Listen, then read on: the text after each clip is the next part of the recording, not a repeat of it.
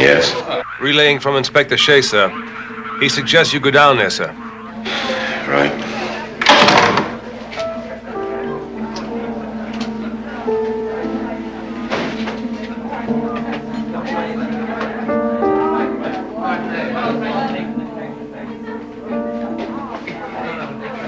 Car's on his way. Will you be late? Don't wait up for me. Well, it's in there somewhere. There it is. Oh.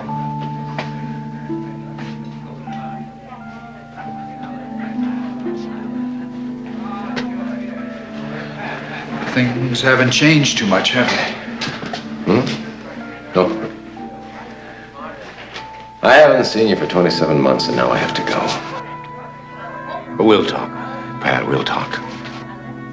Right now, I just want you to know that it's good to have you home. Thanks, Dad. You know, your grandfather would have given the last 10 years of his life to be here to see you now. That's all he ever really wanted out of life, was a grandson. Well, it's good to have you home.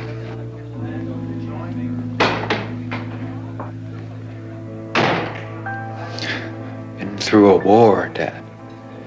I want you to hug me, embrace me, cry with me. Talk. Say what you feel. Let me say what I feel. It'll be all right if we do that. Nothing will fall apart. Nothing will shatter. Nothing.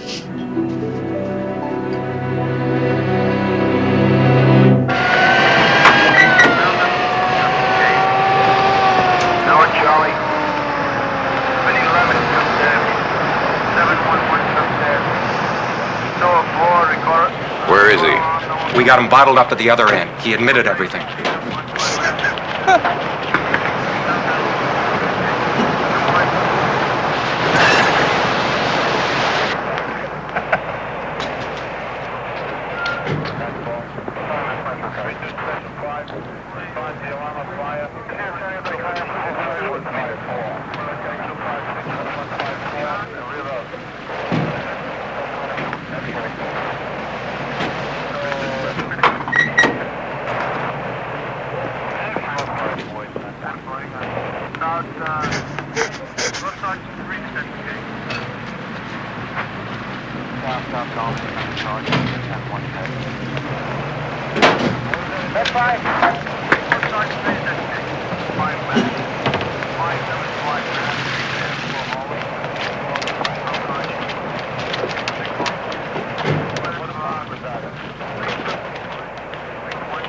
We did our best, Brian.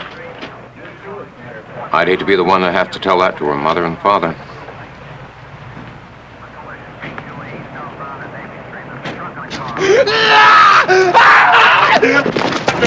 Brian! Where's he going?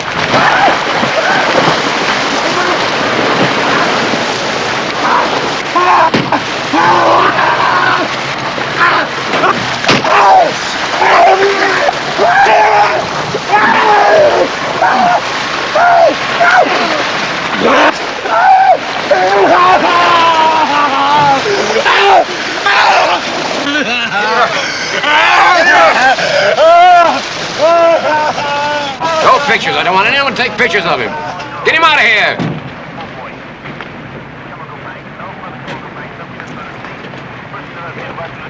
Patrolman Morrison, Patrolman Caputo, Chief O'Malley. They've been working plainclothes detail. Which one is Morrison? I am, sir. All right, who figured it? Patrolman Morrison, Chief. All right, let's have it. Well, sir, the girl was kidnapped in our precinct, and the note was delivered in our precinct, but I really couldn't think of any place where she could be buried alive. So You figured also, Caputo? No, sir. I just came along with my partner when he told me what he was thinking. Who'd you talk to about this? Him. Then I gave it to the inspector here. You're the senior patrolman, Morrison? That's right, sir. And you took it to the inspector yourself? Yes, sir. And you didn't talk to your sergeant first? No, sir, I did not. Why not? Well, sir, I thought it was a matter that should go straight to the inspector. You did, huh? Who'd you talk to about it? Nobody, sir. What, your wife, your girlfriend, your favorite newspaper reporter? Who? Nobody, sir. Okay, looks like you both kept your heads. Now, if you're not lying to me and you keep your mouth shut, I won't forget it. On the other hand, you are lying to me, either one of you. And you start blabbing to the newspapers, I won't forget that either. All right, Caputo, you go on ahead. What I will forget is this spiel about your great powers of deduction. You were tipped off. Chief. You were tipped off, weren't you? Yes, sir. I have an informant. There are other ways of getting a gold shield, son. Get back to the station, Morrison. Yes, sir. I should have known it was something like that. You'll have to talk to the press. Are we going to get a chance to photograph that iron bedroom down there? Later. Now let the boys get finished with their business, huh? Was the girl dead before the ransom note was Later. delivered? Was she sexually assaulted? Later. Well, how actually was she killed? The medical examiner has not determined that as of this moment. Oh, come on, O'Malley. How am I going to deliver any news unless you give me some information? Tomorrow morning, the department will launch its usual intensive investigation. No further comments at this point. Good night, boys. Thank you very much. Excuse me. Hello, Chief O'Malley. I'm Karen Day, WZK News. I'd like to ask you some questions about the victim. Save your breath. I haven't got any answers. Well, how about it, Inspector? He does all the talking, lady. Oh, is that true? That's what they pay me for. Well, did the suspect have any prior sex offenses? What'd you say your name was? Karen Day, WZKA News. Well, I'll tell you something, Miss Karen Day, WZKA News. You're not supposed to be here. Now, you get back there where you belong, and Mr. Abe Spence of WZKA News will get a telephone call from me advising him that you are barred from any and all future police calls. How long have you been on the cops? 27 years. Well, who do you think you're talking to, Buster? Karen Day, WZKA News. Sister.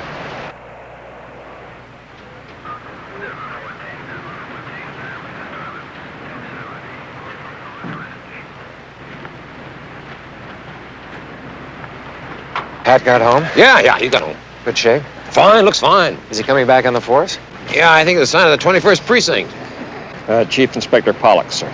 Calling from where? His office, sir. He's still there. Hello, Arthur. So nu, was magst du?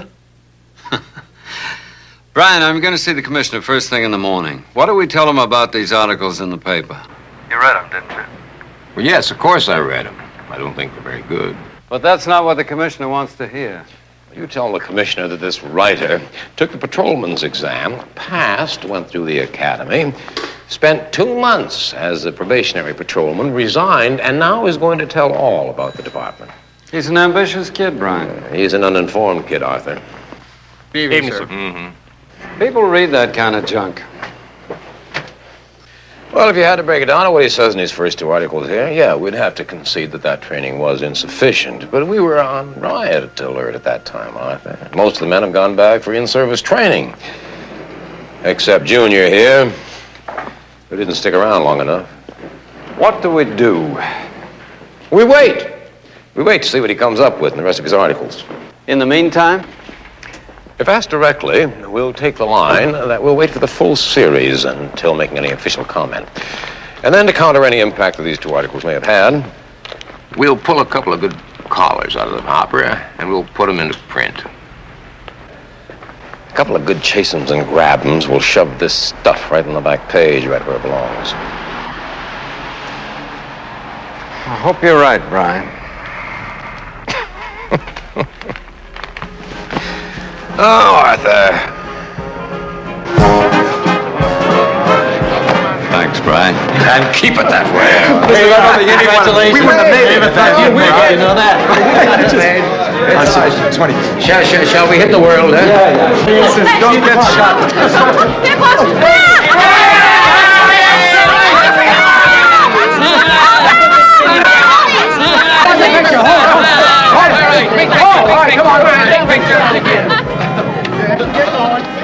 All right, okay, kid. All right, okay.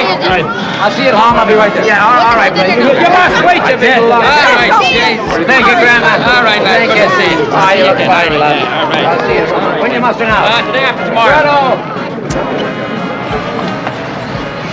Bob, see you two back at the house. Well, Brian, What did you think of the speeches, Bob? they were about the same as they always are. Now tell me, where is it they'll have you working? Clinton Street Station, sir. Clinton Street, is it? Yes, sir. Well, let me tell you something, lad. All them years you had in the Marines and all them drill sergeants you dealt with don't mean nothing at all now. The squad boss over on Clinton Street is Jim Horan, and he won't be letting you get away with nothing. Yes, sir. Good thing, boy. Good thing. I'm so proud of you. Oh, that's a pleasure. Awful lot of Jews in your class, ain't there? Well, I don't know. I guess so. I don't know. Well, I know so. We keep letting the likes of them in, they'll be taking over the whole department before you know it. One with Pop, okay, Bri? It struck me right for no good reason. I'm a good wife, and I'm a good one. I take good care. Bring a cup of those. Sure he does. I was ready for it. Upstairs. Yes. I told him. Of course. I know what that's about. Not him! Ah! You! You'll never hit another... Not him! You'll never hit another woman! Ah! You! Will you shoot them people up or call a cop or throw them in jail or something? Yeah, that's right. That's right. What are you two waiting for? Go on. Yes, sir.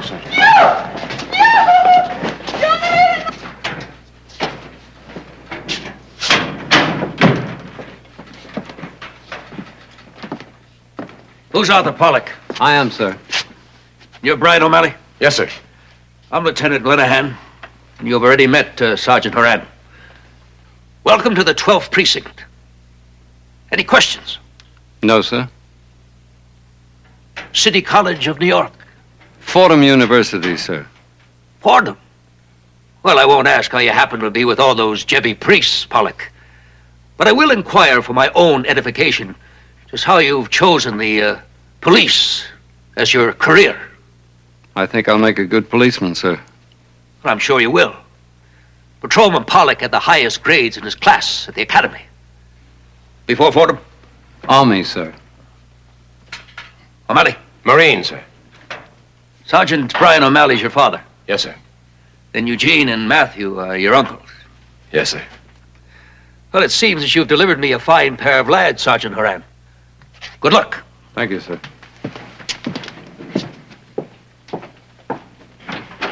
An inch back from the center. No more, no less.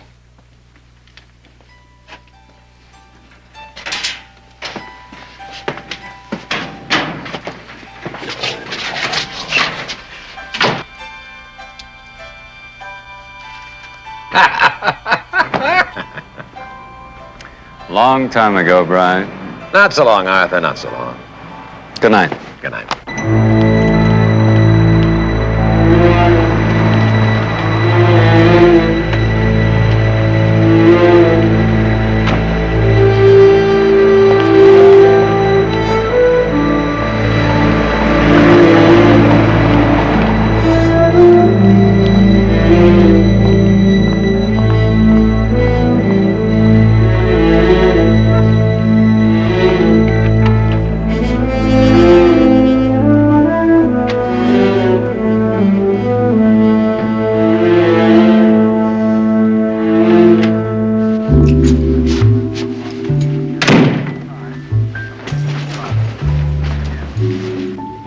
bombs were spotted this morning. Police bomb squad moved in, dismantled the bombs.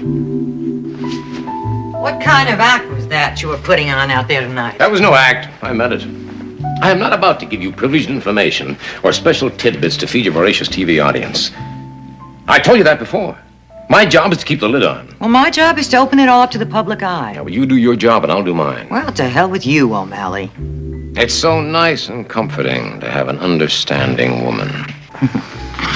I told you right from the beginning we didn't have one lousy thing in common. Most shootouts happen on Friday and Saturday night, in August and September, except for April. Most perpetrators are right-handed, and they are not trained. So when they fire at you, their gun will jump slightly to the right, and their bullets will pass over your left shoulder. Therefore, before you assume your combat crouch, take a half step to the right.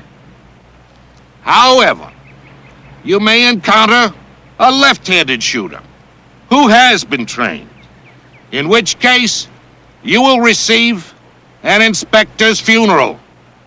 Commence firing.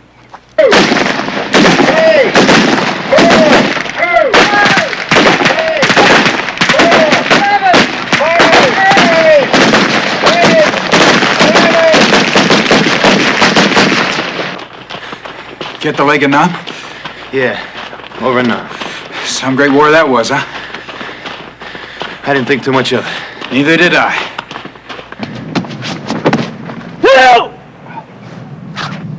Okay, next be a protection against a rear choke.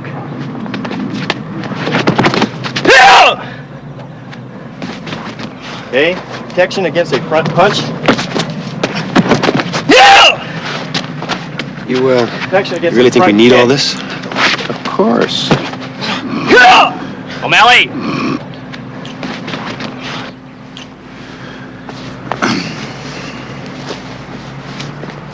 Protection against a front kick. I had been at the precinct for 4 weeks, the author asserted, when I was approached about going on the pad. He stated my partner, who had been on the force for 5 years, suggested that I keep my eyes open and my mouth shut. I then witnessed...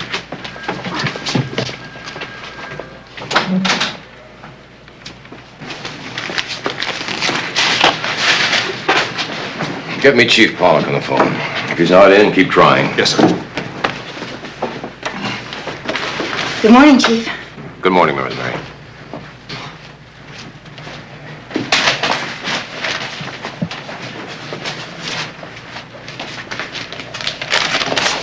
Karen Day. Who? Karen Day, WZKA News. Is the commissioner's statement in yet? Yes. Get it for me, will you? Yes, sir.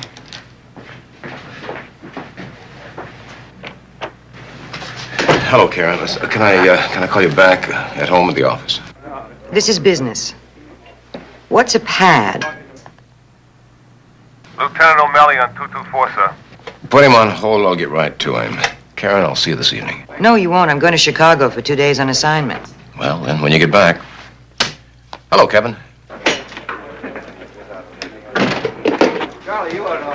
Expense money, tickets, and good luck. We've got 5 minutes, Karen.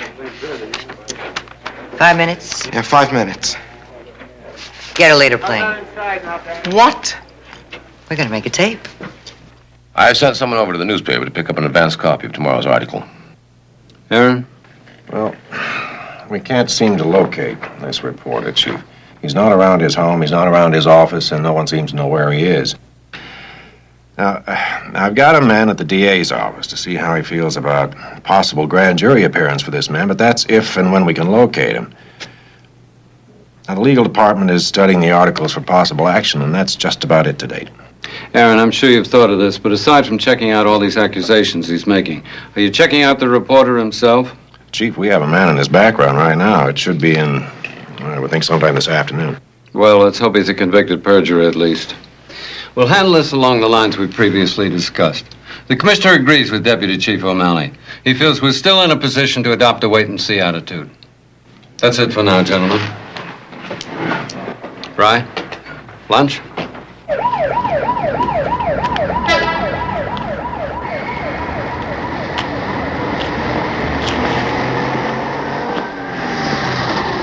What do you think of Aaron Levine? Well, he's the best educated man in the department. I believe the commissioner, when he appointed him in charge of internal affairs, referred to his fantastic academic achievement. No, I mean the way he's handling this. It's only 11 months more before he retires at 3/4 pay and then accepts a professorship at some university. Do you get the idea that he might just have that uppermost in his mind right now? That he might want to coast for the next 11 months and not rock any boats? And the Deputy Chief Inspector in charge of public information or any other responsible officer on the New York Police Department was available for comment on the allegations contained in today's published article charging that payoffs, bribes, and graft were a part of daily life in the New York Police Department. More on this tomorrow when I return from Chicago. This is Karen Day, WZKA News.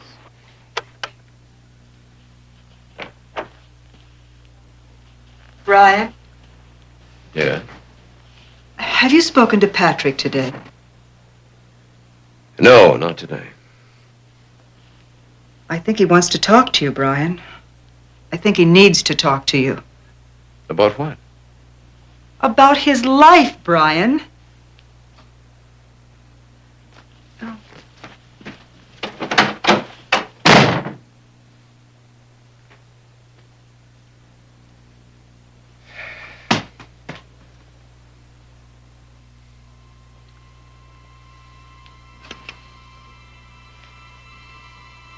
O'Malley? Yes, sir. You know, the first thing you gotta do is forget all that garbage they taught you at the academy. They're just a bunch of school teachers. Oh? What you gotta accomplish is to know your street. You gotta know these people. Let them see you. Let them get to know your face. And you know their face. Understand what I'm saying? Yes, sir. I think so. Yes, sir.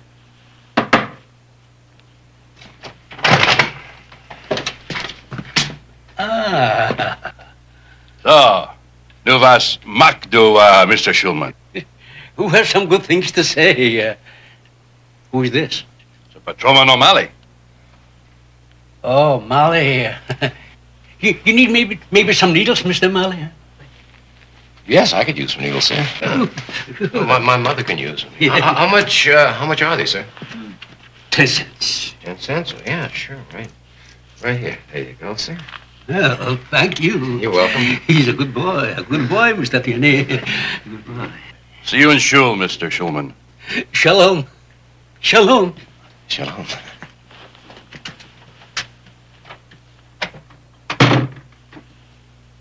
Shouldn't have done that, O'Malley. Why not, sir? He'll sell you needles every time you see him from now on. You want a free meal? Just go in there. Old Stu likes to see cops in his place. You know that old man Schulman? Uh-huh. Proud man. 3 sons. All rabbis. You know they all want him to come and live with them. But he won't do it. So I kind of keep an eye on him. Knock on his door every couple of days. You know, it's what's called, a mitzvah. No. No thanks. What's mitzvah? They call it a good deed, the Jews do. I don't know if it counts for us, but can't hurt,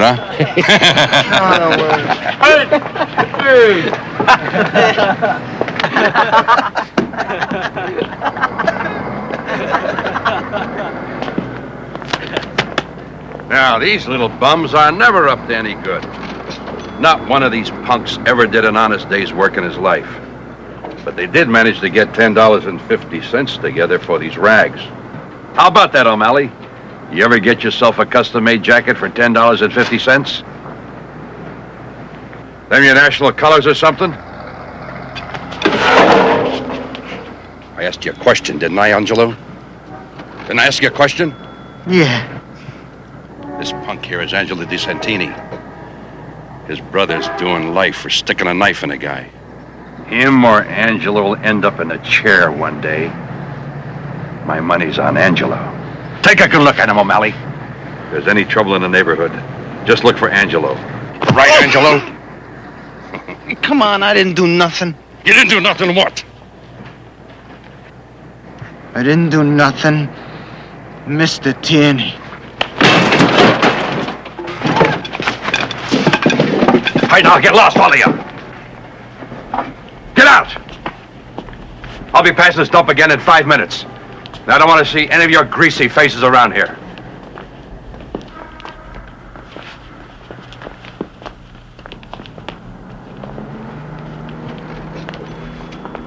Garbage. Nothing but garbage. That kid'll go up one day. You can make book on it, O'Malley. How do you know that? How do I know that? I know, that's how I know. What's the matter with you, O'Malley? I know they didn't teach you anything about punks like that at the academy. But your old man's been a cop a lot of years. Didn't he teach you anything? Didn't you ever talk to him? What kind of a cop you gonna be? One of them dumbbells who hangs around juvenile hall doing social work? Why don't you talk to your old man? He'll straighten you out.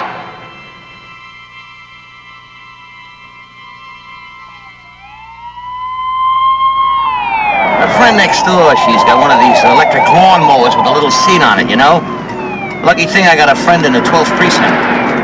He got me my snow thrower, 50% off list price. He kind of gets a break on this here equipment. You know what I mean? I know what you mean.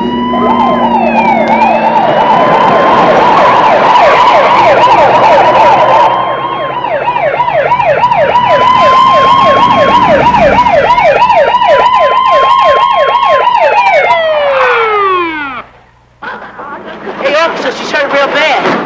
Put in a call for an ambulance, O'Malley. Get out of the way. Anybody see what happened? Teely did. Who's Teely? Well, go find him, kid. Come on, move back, come on. Got something we can put under her head? Okay, just take it easy. Take it easy.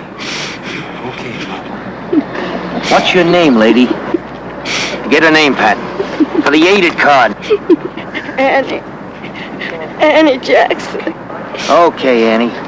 Where do you live?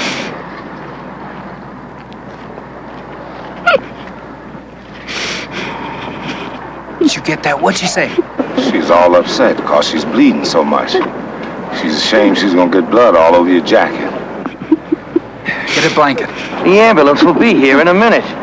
Look, there's a plaid blanket in the back of the squad car. Will you get it for me, please? Yeah, sure.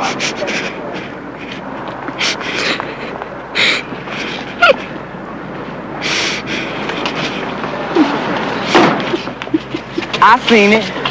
Seen what? Seen it get hit. Some dudes out joyriding in a blue car. Blue, huh? What year and what make? I don't know, don't make much difference, because they probably done dumped it by now. What else? This poor old lady went 10 feet in the air, didn't you, Mama? Okay, everybody back. Come on, get back. She done went out like a light.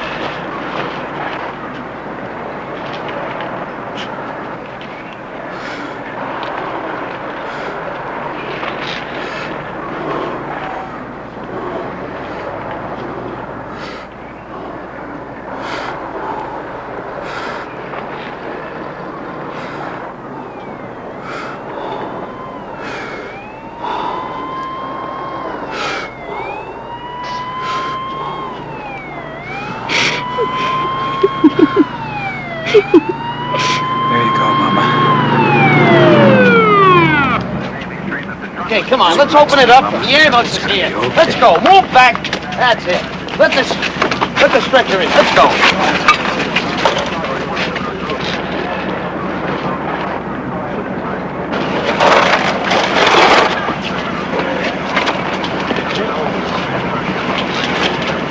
Okay, folks, come on, let's move back. We got to get this little lady to the hospital. Get her warmed up.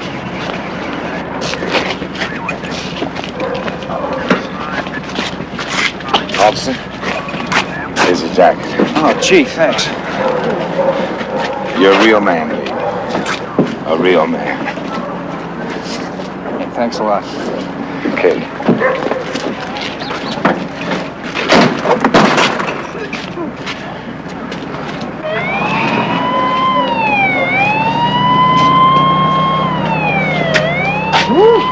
No, I don't give a damn who your old man is or what he does. Don't you ever pull that stuff on me again. Don't you ever send one of those apes back to get something out of my squad car, or so help me, I'll break your neck. Why, any decent man would be vomiting right now. Putting his mouth where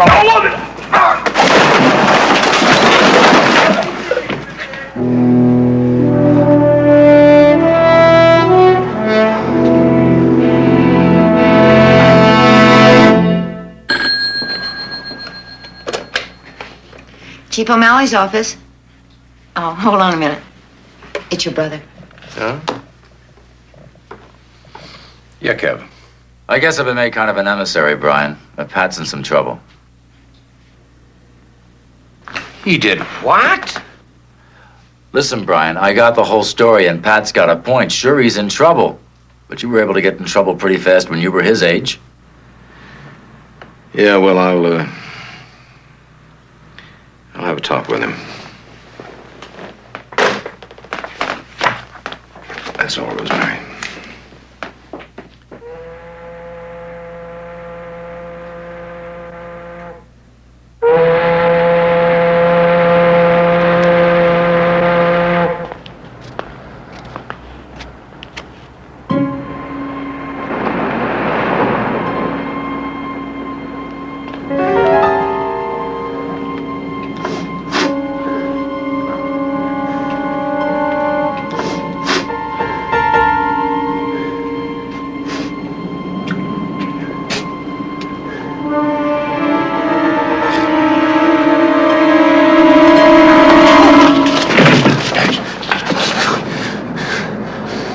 See without my glasses. Shut your mouth. All right, come on. Come on! Over here. Hey, Sarge. What do you got? Discount 722.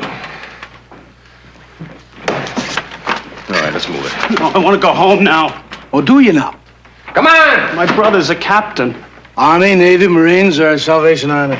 New York Police Department. How's that? I said my brother is a captain in the New York Police Department. Captain Toomey.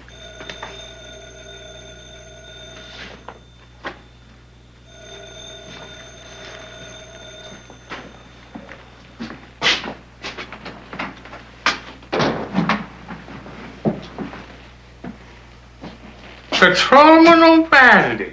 Yes, sir. This is Captain Toomey. Captain Toomey suggests that we don't book his brother. Oh, with your permission, of course.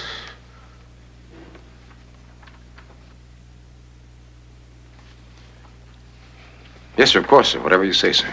I know you'd understand, O'Malley. And I want you to know that from now on, you've got a friend downtown. I won't forget this, O'Malley. Yes, sir. And I also want to assure you that Michael will not be involved in anything like this again. He has my glasses. That's right, I do, Captain.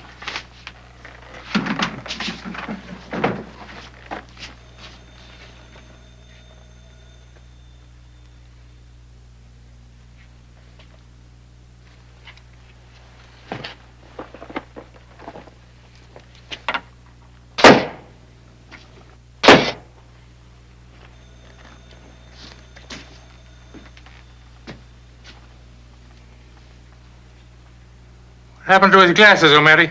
They were that way when I collared him, Captain. That's why I took them away from him. I figured that he might get blinded or something. Oh, I see. How very thoughtful of you. Thank you, Captain.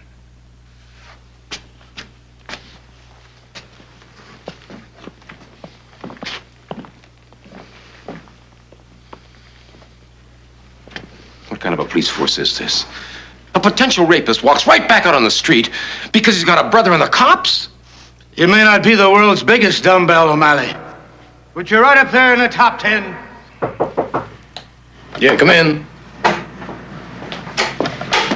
Will you be needing anything else tonight, Chief? No, Rosemary. You go on home, honey. Good night. Good night.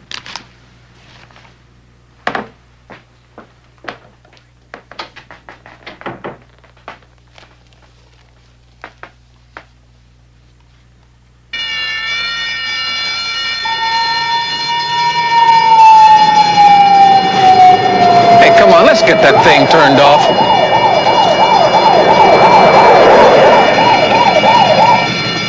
Hey, go on, get out of here. What do you think we're running, a peep pick exhibition or something? Beat it!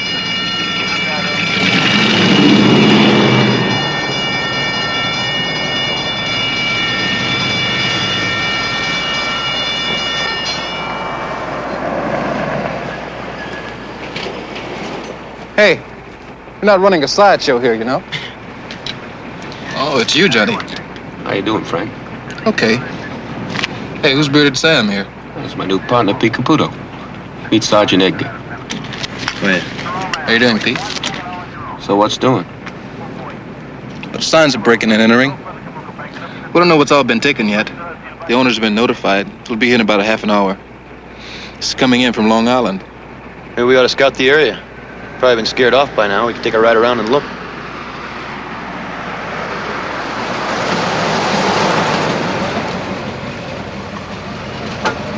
Lieutenant Perchese.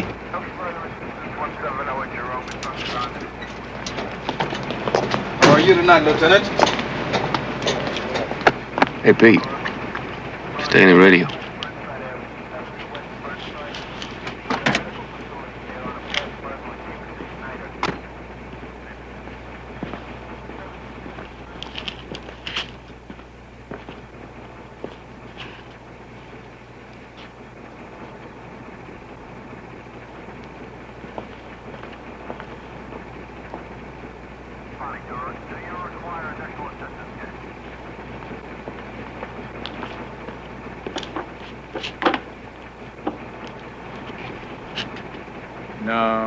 No, that won't do.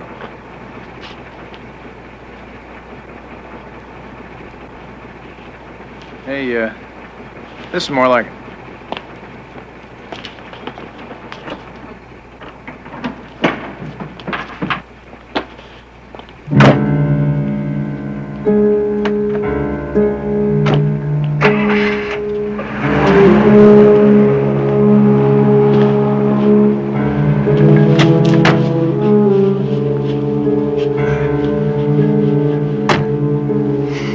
Lieutenant's a tough man to please, huh? Lieutenant wants Doc Mink. Why doesn't he go inside and pick it out himself?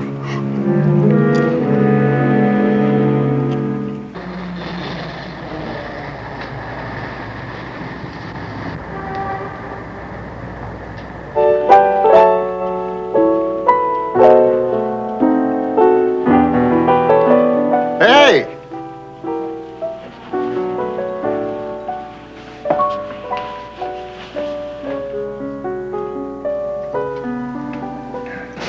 You know, I think I missed you, O'Malley. Well, I didn't miss you. What? I saw that videotape you left behind. You're mad. Yeah.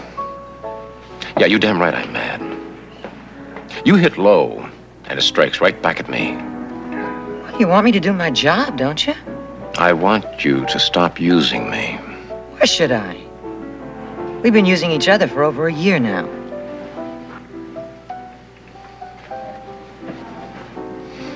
Would you like a drink? Yes, I'd like a drink. With you alone. At my place. Right now. Mohawk blue line. The score is tied 2-2. The Rebels and the Mohawks with 14:32 to go.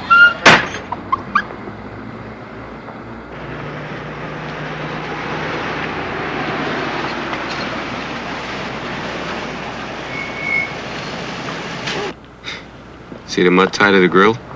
That's his dog. Half the time the dog's crocked. They slip him beer to keep him happy. Hey, good timing. We get to make night court, and we can break. Okay, kid. All you gotta do this time out is you gotta look and learn. That's what I'm here for, Johnny.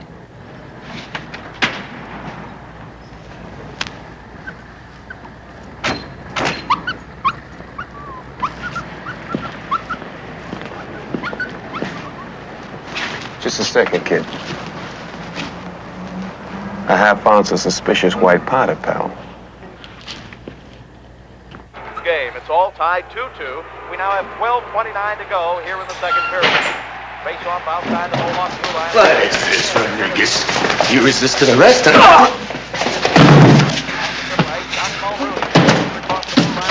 You witnessed this, Pete? This little bum's resisting. No receipt, man, no receipt. Well. You selling tonight? Oh, no. I'm clean, man. That ain't mine. Listen, we can talk, huh? Oh, come on, you don't have to take me like this. We can talk, you know. Johnny, come on, man, give me a break, man.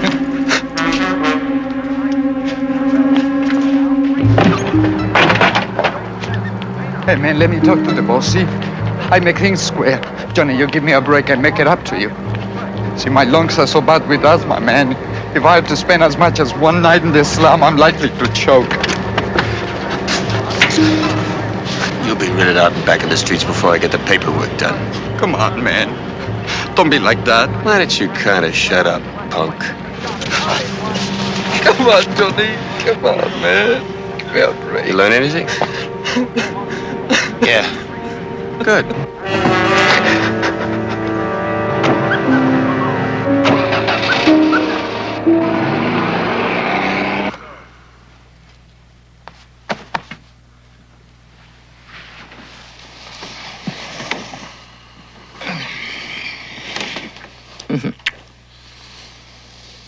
How old are you, O'Malley? 49. You're pretty good for an old man. I wonder what it would have been like if I'd been older, or you'd been younger, or you weren't married. Or... I wonder... Forget it. No, don't forget it. Tell me. Tell you what? Something about her. Your wife. I mean, not much, just a little something. Oh, a cup of coffee. Invasion. It has nothing to do with us. I know that. We said that, we agreed to that, but... You know, at this stage, I don't know if I'm getting the chicken or the feathers. Coffee. Black.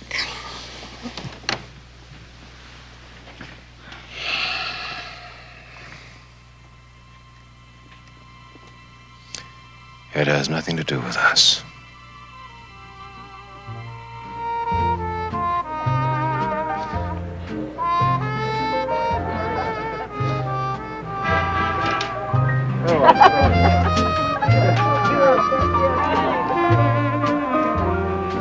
Peter, Father?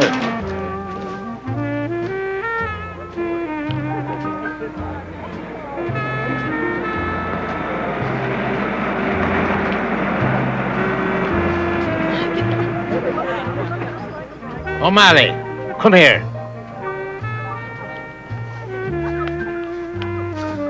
Hi, Sarge, what's up? Your job here is to ensure the safety and well-being of these young people, whose parents are very important people, and will take personal interest in just how this here assignment is being carried out.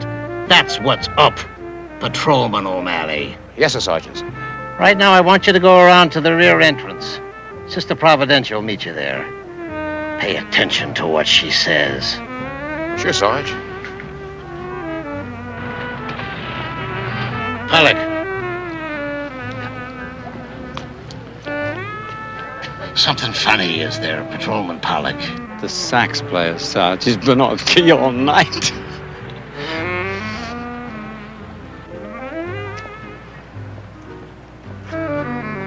Patrolman O'Malley. Yes, sister. Where are you from, Patrolman O'Malley? Well, I came from the Bronx, sister. Well, she lives at 120 Fort John Road. That's up near Manhattan College. If you get lost, she can direct you. And please remember, this is a convent car. Yes, sister. And the Mother Superior might not appreciate it being loaned out to the New York Police Department without her permission. Oh, I understand, sister. But I can't think of anything else to do under the circumstances. Patrolman O'Malley, this was going to be a lovely evening for her until Danny O'Reilly decided to get drunk and sick. One of the other officers took him home. Now she's got to be delivered. Oh, I see. Will you please try to do it with as little fuss as possible? Remembering, Patrolman O'Malley, what difficulties could arise between the Mother Superior and myself. Oh, sure, sister. What are you doing? Well, sister, Some of her neighbors up there at Fort John Road, well, they might get the wrong impression, you know, if they saw a police officer bringing her home in a convent car, wouldn't you say? Very thoughtful of you, Mr. O'Malley.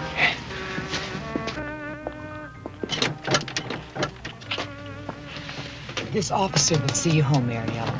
You're not to worry now, dear.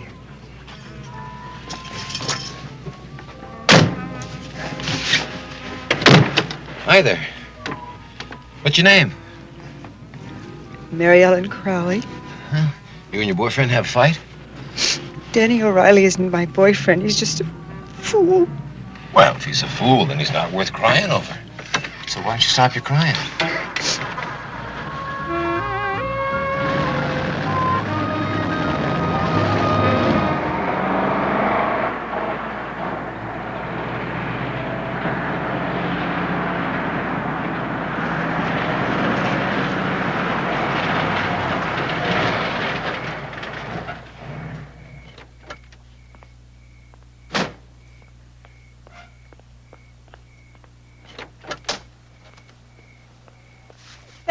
Thank you, but you don't have to walk me to the door, please. Oh, not at all. Please.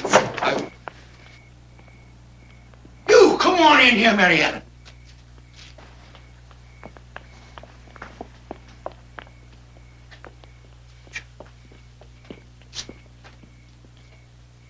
You two, come on in here. I want to have a look at you. Come on in here. You get yourself on upstairs. I'll deal with you later. Well, now, you're not the man she went out with, and you're no college boy. Now, tell me, who are you? Where did you meet her, and what do you do? My name's O'Malley. I'm a pimp. I picked her up on a corner. She might have the makings, but I doubt it. Whoa. Ah! Ah!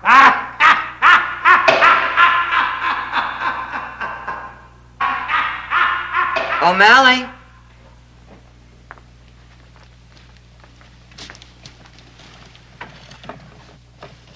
Next time, it's your turn to make it.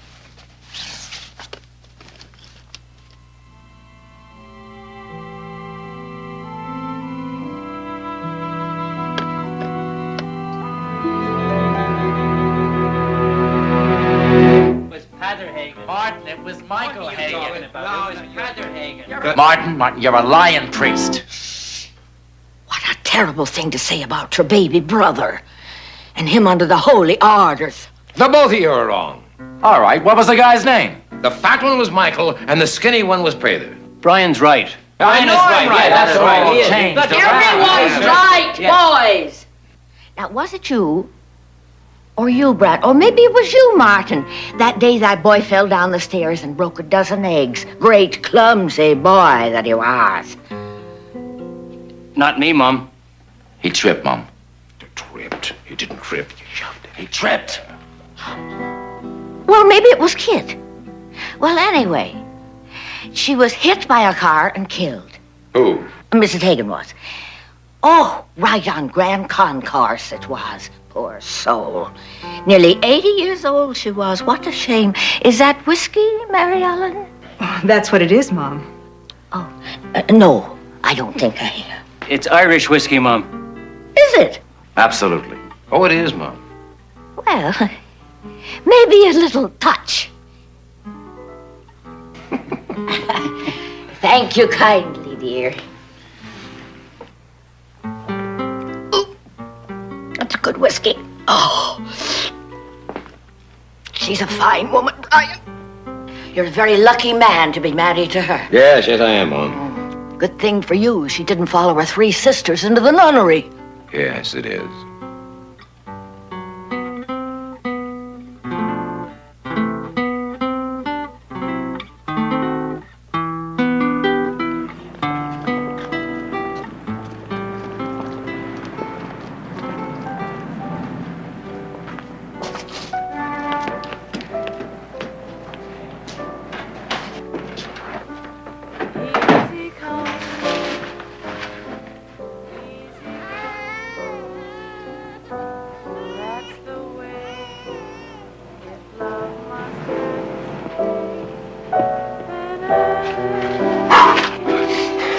Huh? Jewish food prepared by a Jew from a Jewish recipe for Catholic consumption. Here. Thank you. What's that? That's Rita. Come on. That's the booze. Yeah? That's the ice. That's the John. And that's the sisters Wazinski, Stella and Rita. Brian O'Malley. Hi. Hi. Help yourself to a drink. Thank you. So this is the way you live, huh? Not bad, huh? You guys are gonna have a drink? Make it fast. We're almost ready. Right. Oh, it's so good. Yeah. I'm gonna taste it. I'm gonna taste it.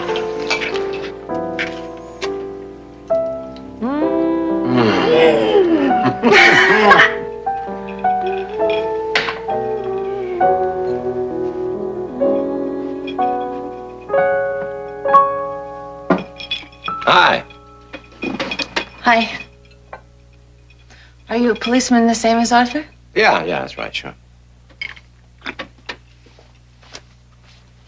Tell me where you're singing. Oh, lots of places. Mostly I'm just studying right now. Studying, huh? You going to school? Sort of. Yeah, where? A private tutor. Private tutor. How long have you known Arthur? Oh, ever since he moved in the building. We kind of adopted him. Or he kind of adopted us. I don't know. Honey. Look, you don't have to give me the business, you know? You already had some. Come on, Rita, give me a hand. Make it fast, girls. Make it fast. We'll be right back.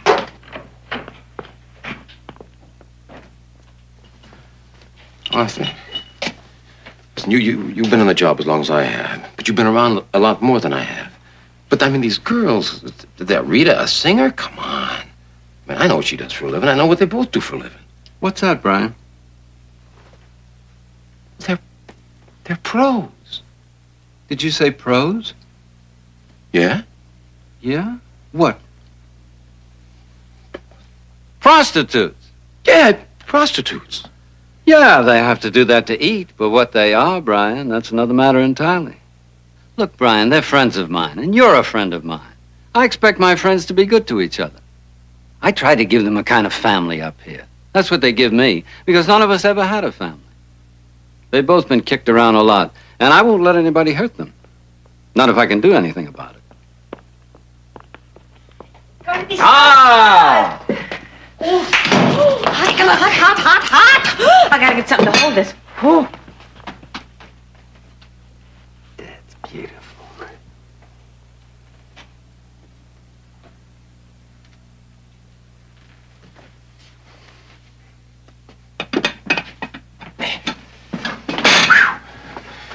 Bring yourself. I'll help. Thanks, Brian.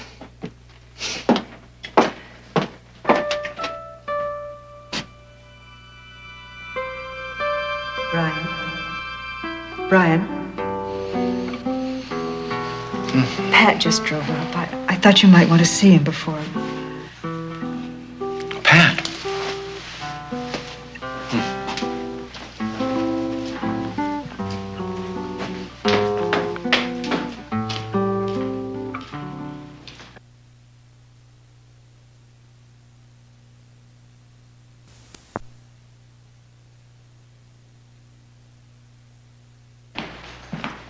Well, how are you, son? Huh?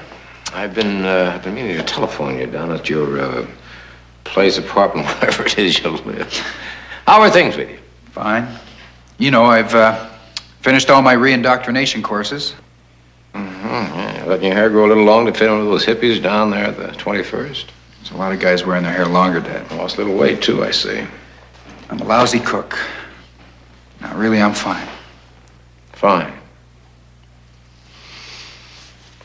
Everything's fine. What do you mean, everything's fine? What happened down on the 21st? Why does it always have to be question and answer with us?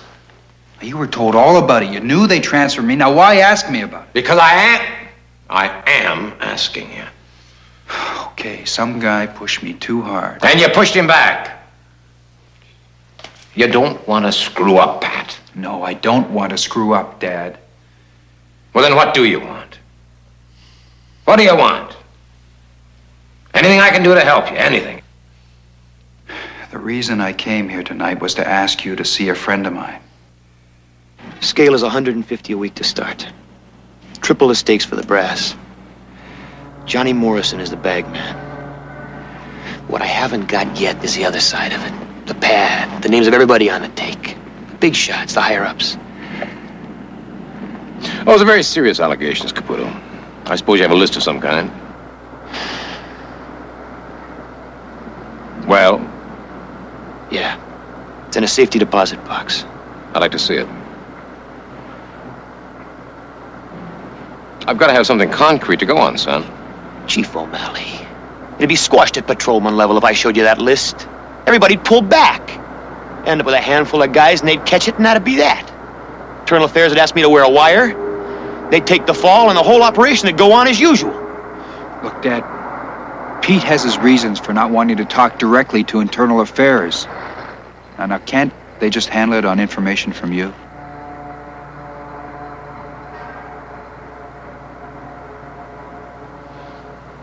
Well, it looks like that's how they're going to have to handle it. What's his name? Oh, I'd rather not, Aaron. But I would say that there is something to what my informant says. Now, of course, he could have misunderstood certain things said to him, or misinterpreted, or something. But I just thought I'd better pass it along to you. Oh, I appreciate the information, Chief O'Malley. It'll be acted on right away, thoroughly. You tell your informant not to worry. Because it's in our hands now. Splendid.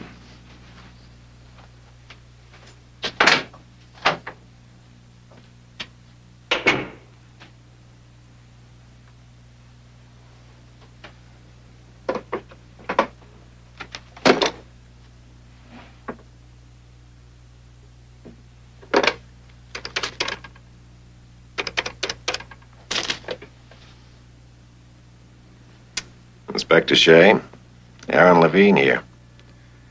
We just got a rumble that something's going on. I understand, Chief. I understand. I appreciate your calling me. I'll look into it right away, personally. Thank you, Chief.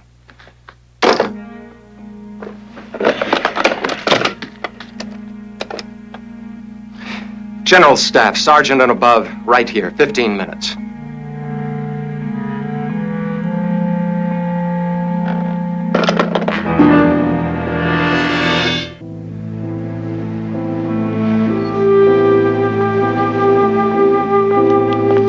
Getting colder, Chief. It's that time of year.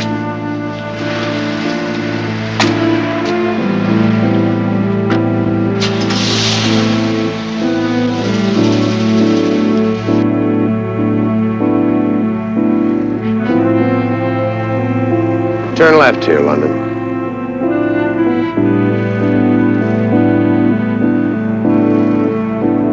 Pull over to the side up here.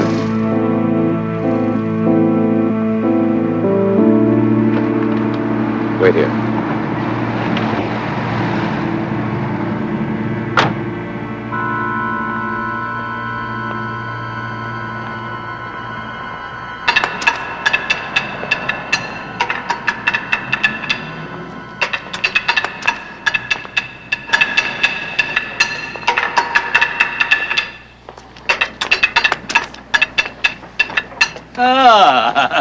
Nu, was machst du, Mr. O'Malley? Hello. It's a fine time of the year, Mr. Shulman. Now, tell me the truth now. You've been behaving yourself? Oh, yes. Yes, I do. Well, I'd better keep my eye on you, nevertheless. Say hello to your mother for me. I will, yeah. Shalom, Mr. Shalom, shalom.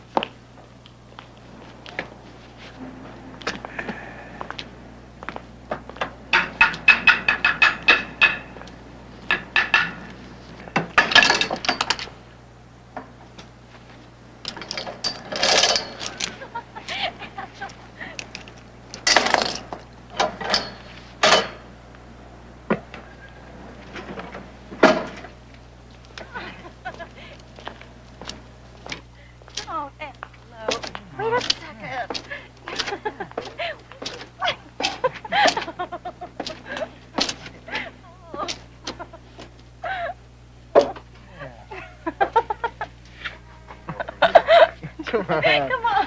right over here. Come on. Hey, Come on. No, wait a second. Wait a second. All right, come on. Get out of there. Move! What's going on here, huh? Come on, up and that. Come on. Please, mister. He made me do it. He said he'd kill me if I didn't. Lock him up. And you told my father that he made me do it. He made me. I swear he did it. Right, go on, get out of here.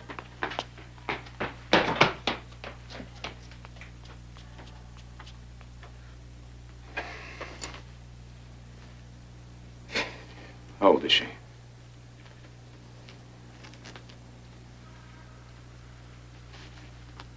How old is she, Angela? 15. 15. Well, that's good for 3 to 5 on a statutory. You want to ruin your life? You ruin your whole future because of her? I figured you for a smarter kid than that, Angela.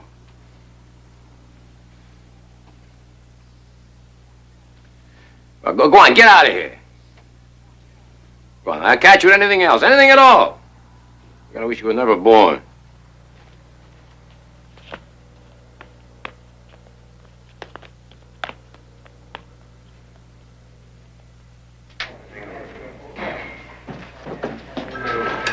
Hey, O'Malley, you gotta meet your lady friends outside of business hours. What are you talking about?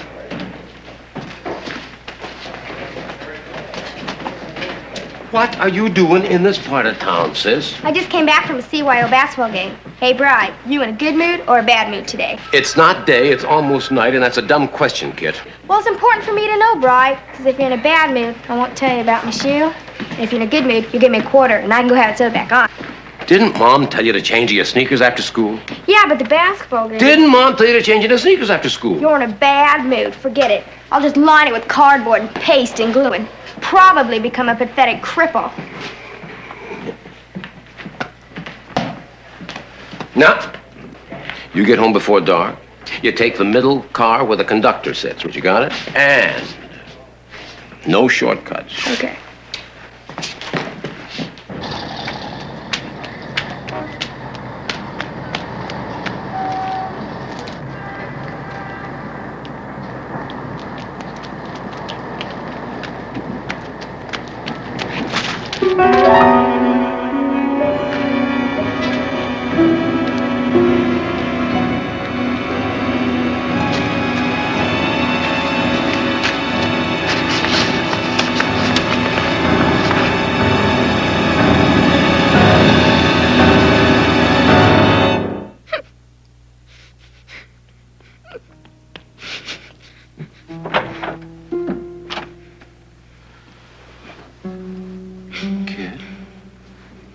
Kid.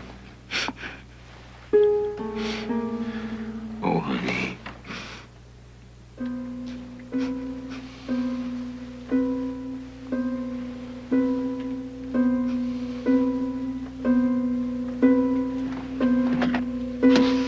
I got you with funny glasses, you say.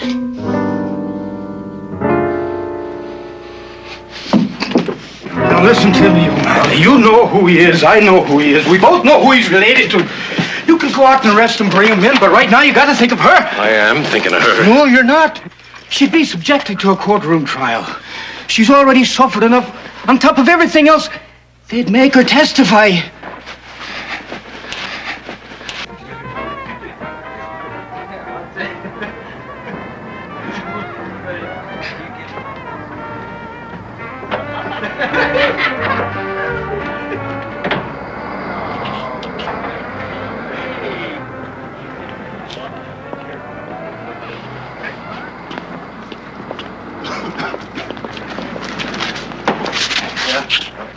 Oh, now wait a minute.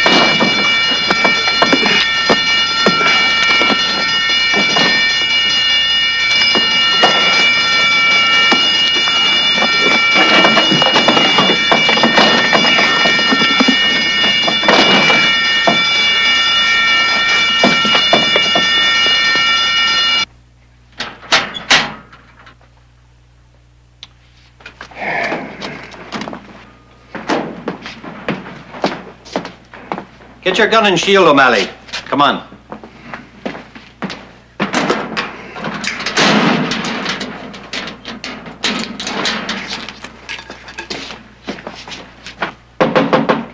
Come in. Here's O'Malley, Lieutenant. That's all, Sergeant. Yes, sir. I want you to take this up to Riverdale. Well, it's been cleared with the sergeant. The trip up and back will take care of the rest of your tour. Yes, sir. Mr. Crowley? That's right. Lieutenant, who is Mr. Crowley? Well, Pat Crowley is a very good man to have as a friend. And he's a very bad man to have as an enemy.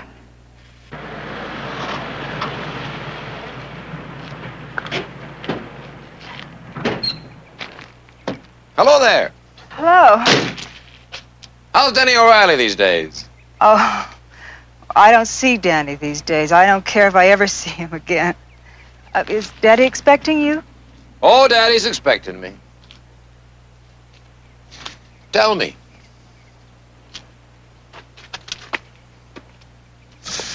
Do you always look this worried? Well, I suppose I do. Do I? You do.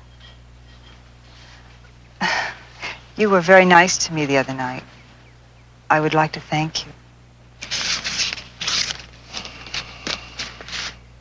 Well? Thank you. You're welcome. Oh, Daddy? Daddy.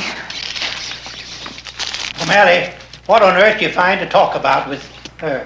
We're talking about you, sir. O'Malley, you know Captain Toomey? Yes, sir, I think we've met. I know you've met Captain Toomey. Captain Toomey is most distressed over the predicament of his brother Michael. You heard he was arrested? Yes, sir. No way to get him out of it. He's likely to go to prison for a long, long time, he is. Most embarrassing for Captain Toomey. Now, we can't have a ranking police officer with a convict for a brother, now can we?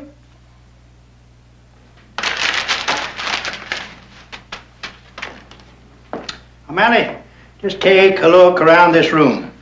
Tell me what strikes you as a symbol of power. Most absolute symbol of power. Is it that gun on your hip? Or that blackjack in your rear pocket? No.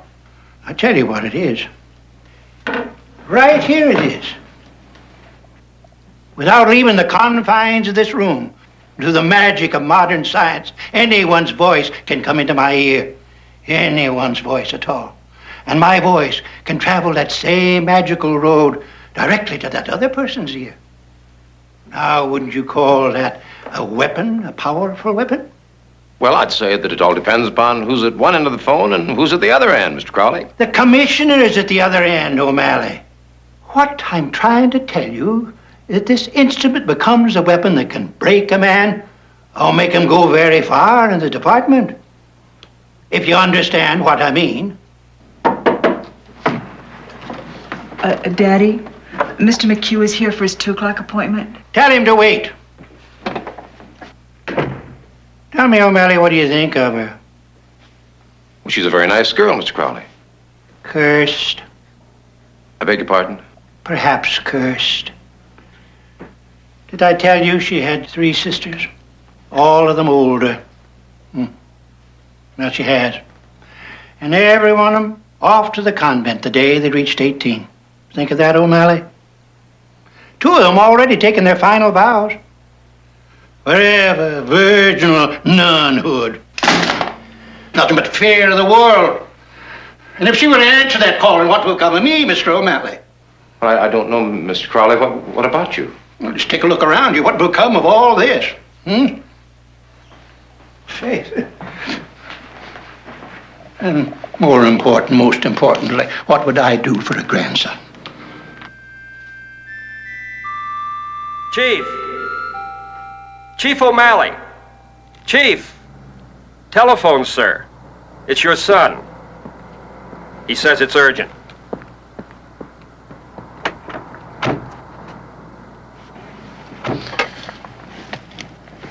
Yes, Pat. What I want to know, Dad, is what's happening. Why hasn't somebody done something? Well, it's in the hands of Internal Affairs, Pat. So far, they report that all the allegations are unfounded. If I hear anything different, I'll let you know.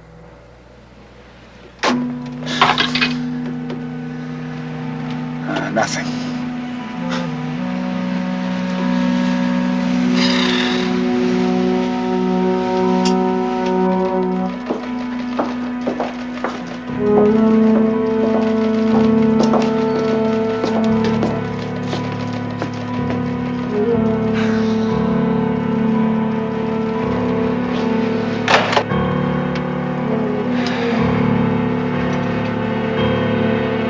My name's Caputo. I'm a cop.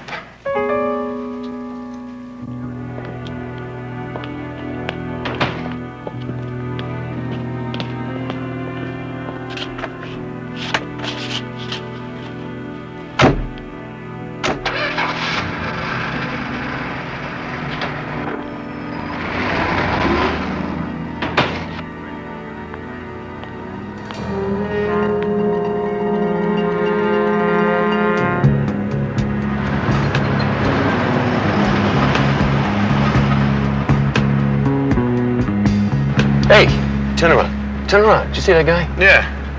Hey, if that's the who I think it is, this is perfect. What? What's perfect? Turn around. Hang a U-turn. Who is he? I think it's that guy they want in Cleveland for killing those 2 cops. I don't remember a flyer. Yeah, well, I do. I'd swear to a stack of Bibles. That's the guy they want. What? That's the guy, I'm telling you. It's him, Pete. How can you tell? Did you get that good a look at him? Are you sure? Yeah, I'm sure enough to want a second look, partner.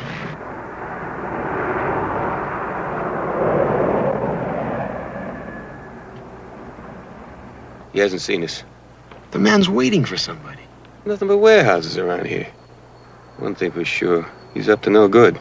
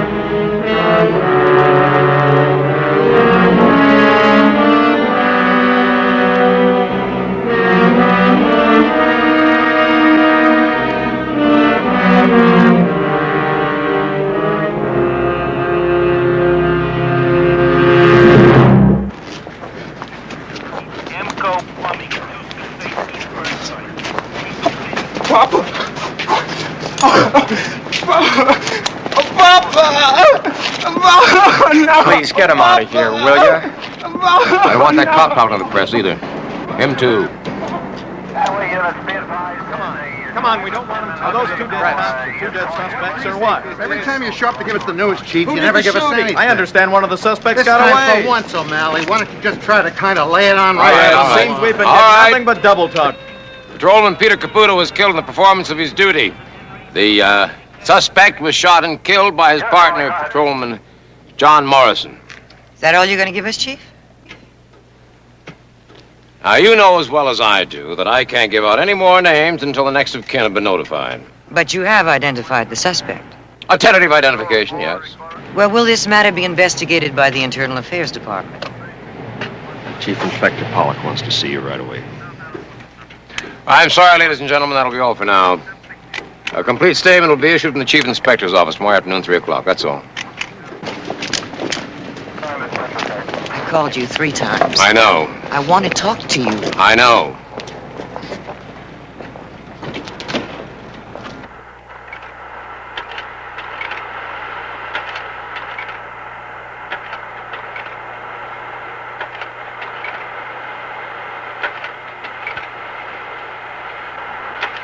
That's the last one. Name is, or was, Martin Osmond, Sr., age 58, born U.S., married, occupation, professor of chemistry, At City College of New York. Osmond was down there waiting to take his son home from work. The son is a freshman at Fordham and works at a warehouse down there 2 nights a week, 7 p.m. to 3 a.m. Now, what was a man like that doing with a loaded gun? And what made him point it at a policeman and fire it? Chief, you know as well as I do. Sometimes even the most seemingly decent people can become involved in things. I'll lay it out for you. There's nothing right about any of this. This was a fine, decent man. Now I want to know what really happened. And I don't want either one of you to stop until you find out.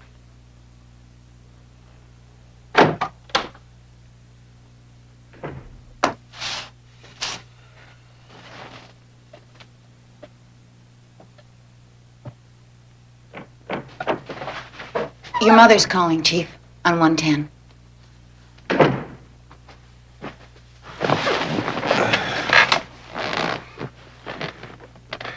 Hello, Mom. Bri, darling, I know you're terribly busy, but I just wanted to remind you to say a little Hail Mary for your father today. Yes, it was. 28 years ago.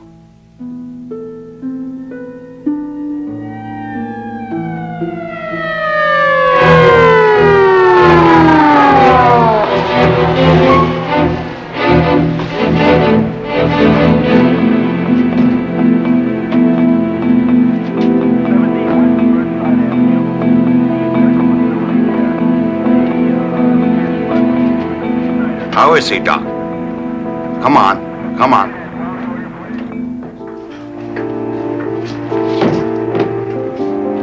Terrible night, lads. 3 officers killed, and Officer Levine wounded. Terrible. O'Malley.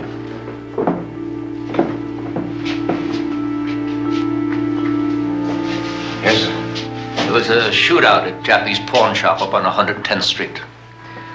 Your father's been killed in the line of duty. Died a hero's death, he did. I was with him. Oh, Father, I'm begging you. Make them bring him here. I washed the blood off his body the day I brought him into the world, and I'll wash the blood from him on the day he leaves it. I'm going to get him myself. Quiet there, wait, Mother, for the love of God. They're trying to spare you. Spare me. Spare me. Who was there to spare me with the birth pangs? Will you tell me that? But they bring him here direct. Margaret, let Tommy Farley do the job. It's better, Mom. Grandma, it's better. Ryan's right. They'll bring him home to you all fixed up, Graham, just the way you'd like to see him. Oh, no. Come on now, Mother. You're only making it harder on yourself. I'm no mother to you. Tommy Farley, is it? Isn't he a cousin to you, Peter Hennessy? A fine relation, that is.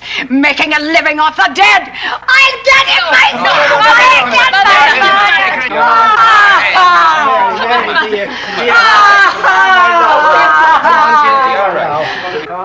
Come along, Mary, now. He should have awakened his own house. Oh, Brian. I'm sorry for your troubles. Thank you. God's will, Mary, it's God's will.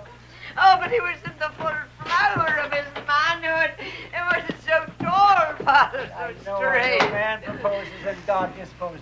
But he was such a wonderful father. And he was such a good husband, darling. Mary, now I want you to pray now. It Pray. isn't fair to me. I want you to pray for his heavenly soul in heaven. He's with the saints now, dear.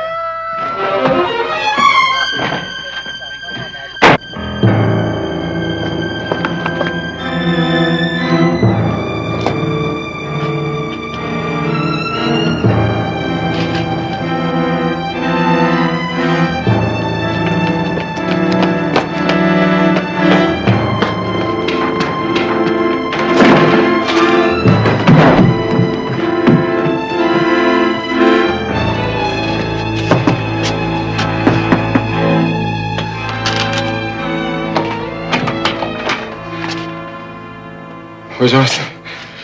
He's working at midnight.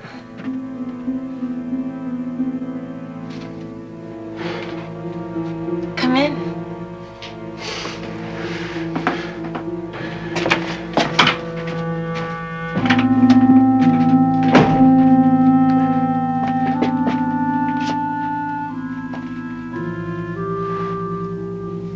Would you like something to warm you up? Oh, yeah. Arthur says I should read more. That's why he left me the key. He wants me to read every one of those books. I keep trying. I'm always looking for an easy one. Tell me about your father. He's dead. I never knew him. Never? No, never. Are you okay? Sure, I'm fine. I'm okay. I'm fine. You're not fine. Not okay.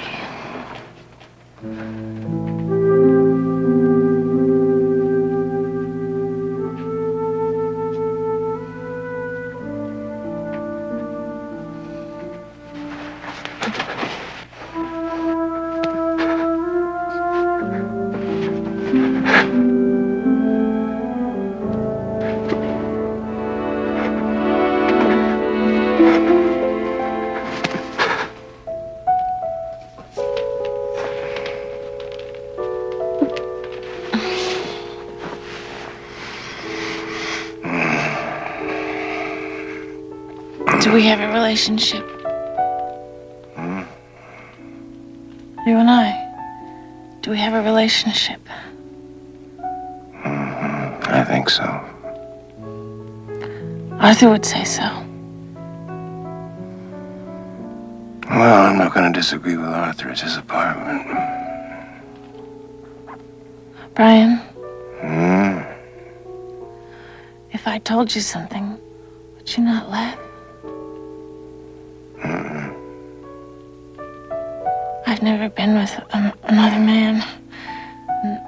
Not until you. Never really. Do you understand? I'll be right here for you in this place. I'll be alive when you're here. And then when you leave, I'll just go up and smoke. Is that fair enough?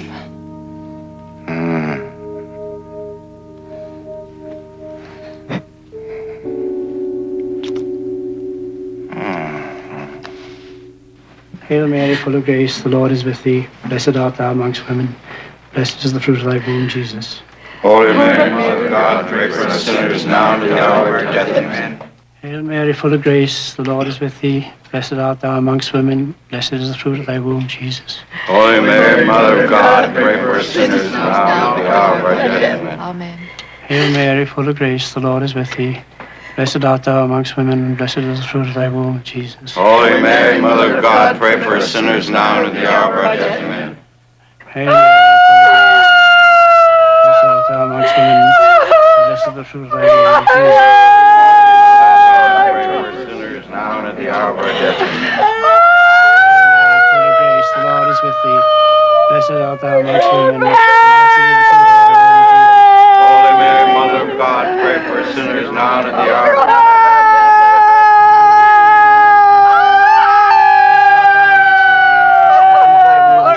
Holy Mary, Mother of God, pray for us sinners now and at the hour of our death.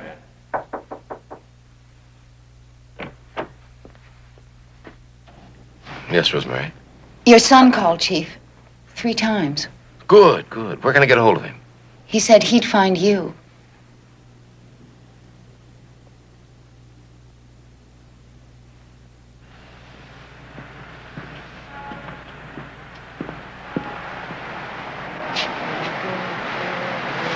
Rabbi Schulman? O'Malley? Yes, Rabbi, yes. It's Deputy Chief O'Malley now. I read about you in the paper. Sometimes I'm tempted to write you a little note and wish you well. You change very little with the years, O'Malley. Are you well? Yes. You have a family? Yes. They are well? We're all fine, Rabbi. And yours? Good, good. God bless you, O'Malley. I never forget. Never.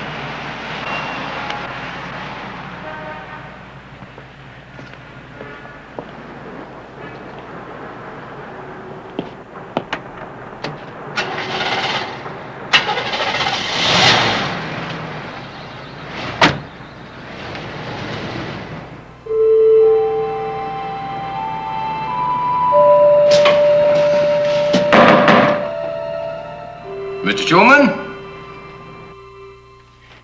Mr. Schulman, is everything all right in there?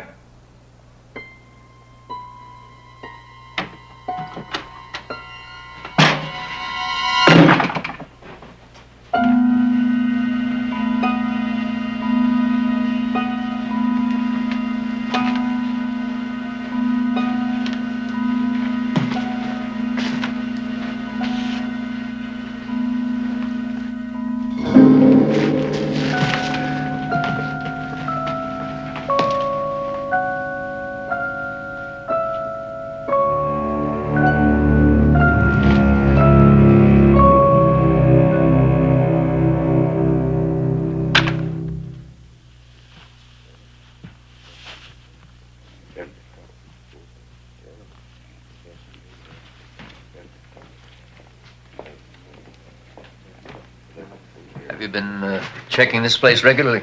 Yes, sir. Yes, sir. He was pretty old, sir. Good police work, O'Malley. You preserved the integrity of the murder scene. Who could have done this, sir? Kids, punks, beasts.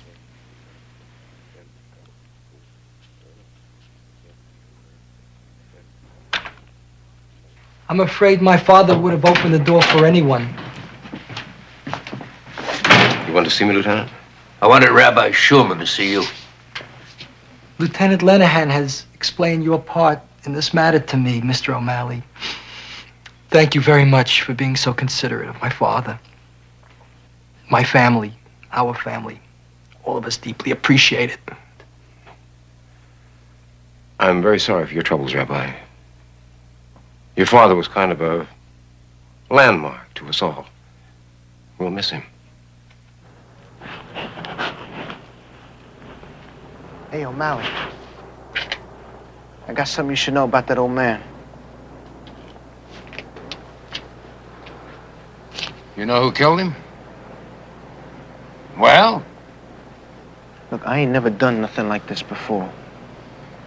Neither have I. Come on. A couple of new guys moved into the neighborhood last week. One of them's name's, Chick something, I don't know. The other guy's name's Peaches. Chick and Peaches? Well, what makes you think they did it? They like to hurt people. They're the only guys in the neighborhood gonna do something like that to that old man. I mean, what, the guy was, what, about 100 years old? We got respect for a guy like that. Did they tell you they did it? No. Well? You ask them right and they'll tell you. Where do I find them?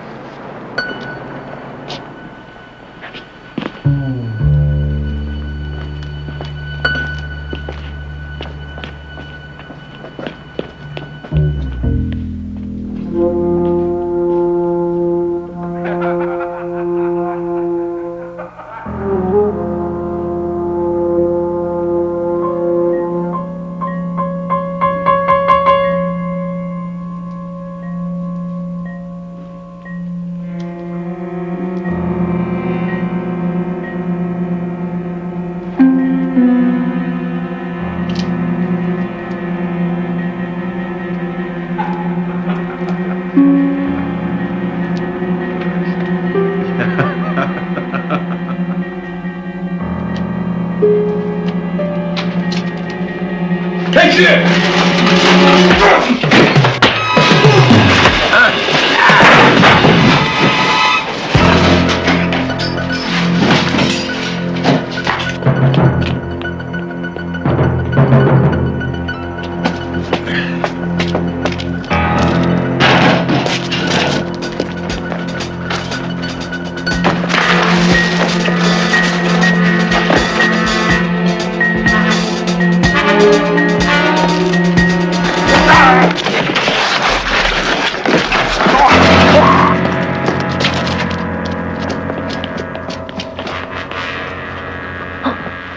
Just you and me down here all alone together. Nobody else around. There's one question. How much money did you get off the old man?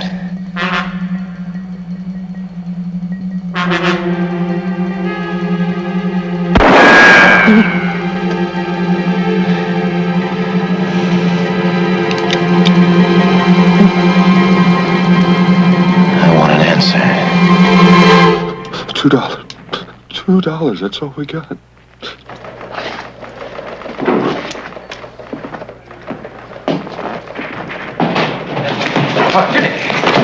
Well, you tell him I want him to get over here right away the minute he gets home. Listen, there's a retreat for all Catholic officers next month.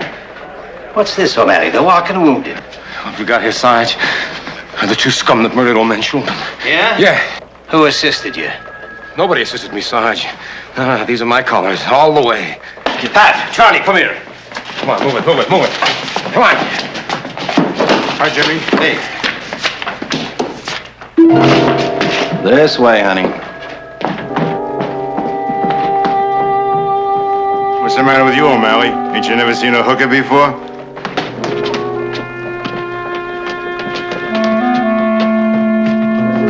Stay out of it, Brian. Hey, O'Malley, where are you going?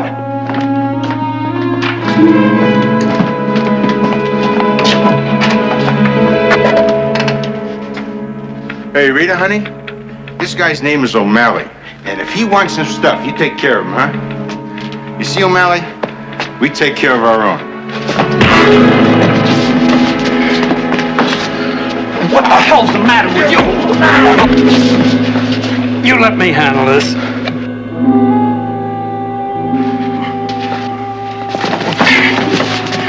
Now, just take it easy. Take it easy.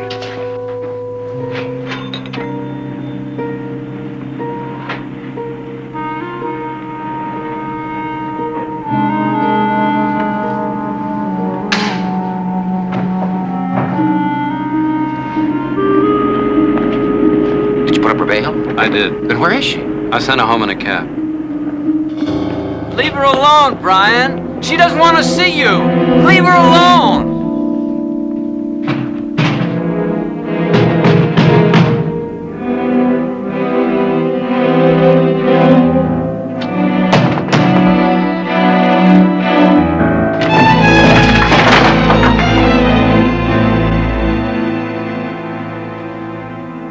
Now, you listen to me.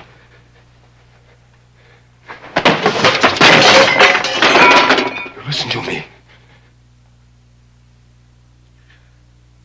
You're good for me, and I'm good for you, and that's all that matters. I want you, and you want me. Go away, Brian.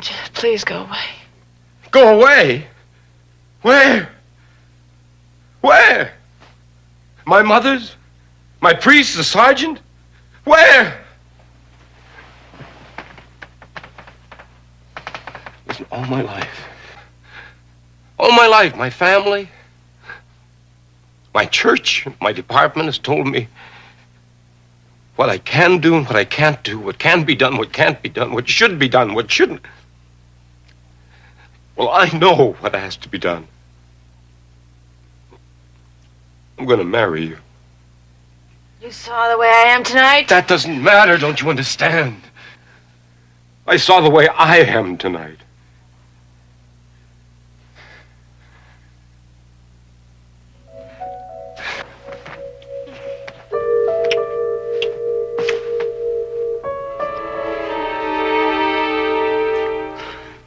Two signed confessions, two corroborating reenactments, murder one.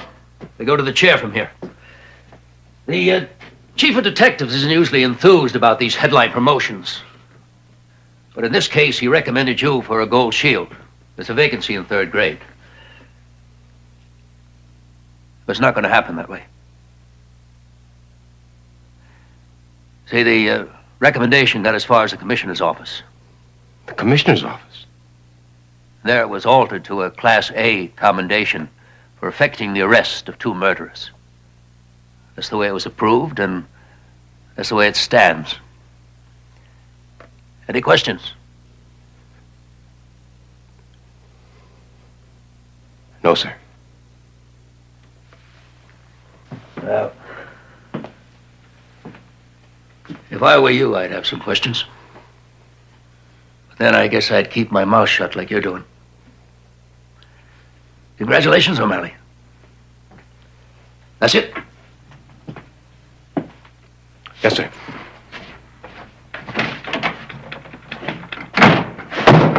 Come here to kill me, did you? Yeah, I've thought about it. Well, think about this, O'Malley. I've never yet in my entire life run across a third-grade detective that was worth anything.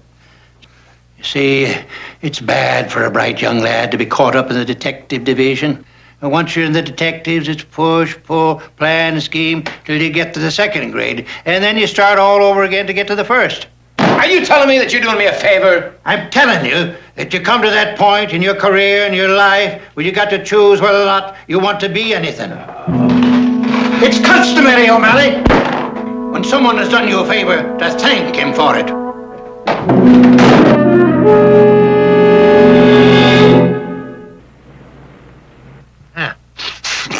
I sent for you. I want to give you something. Take it.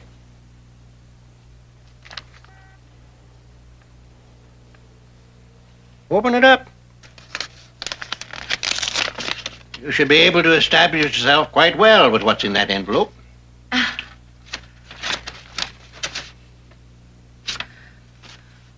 don't understand. Who are you? Who I am? You don't have to know. You don't have to understand. Just regard me as benevolent. I want you to leave this city and never come back. And I want you to do it comfortably. Why? What have I done? Well, I wouldn't want to go into all that.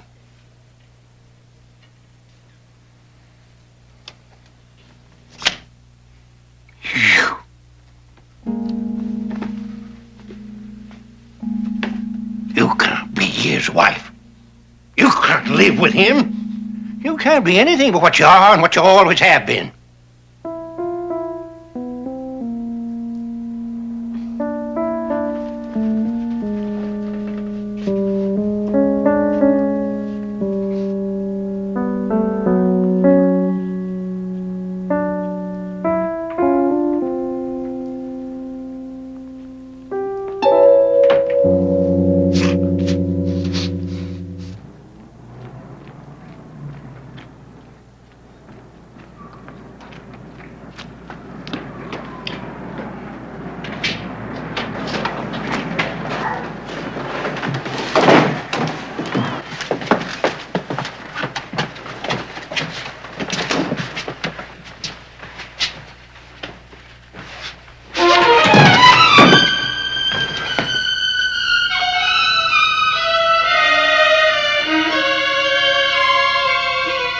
Rita.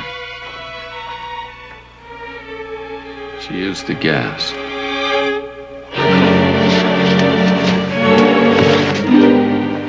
Oh.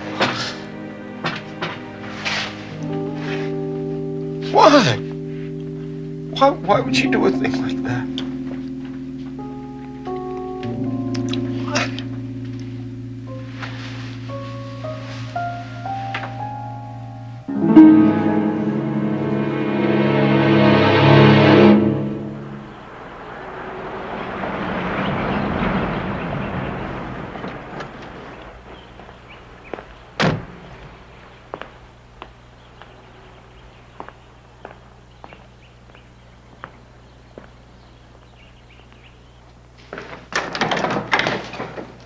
Hello, Brian. Hello, Mary Ellen. Is he alone? Yes.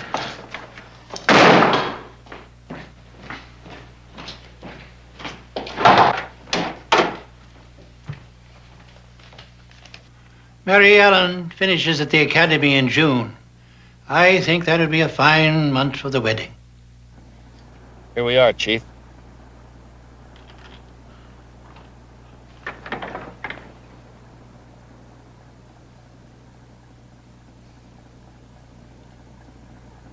Thank you, London. Good night. Good night, Chief.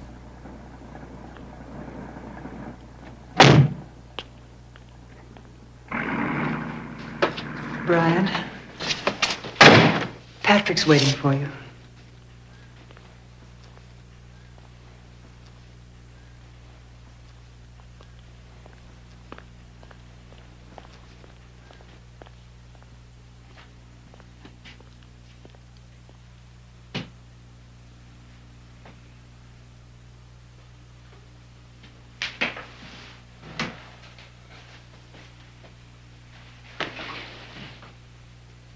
Pat?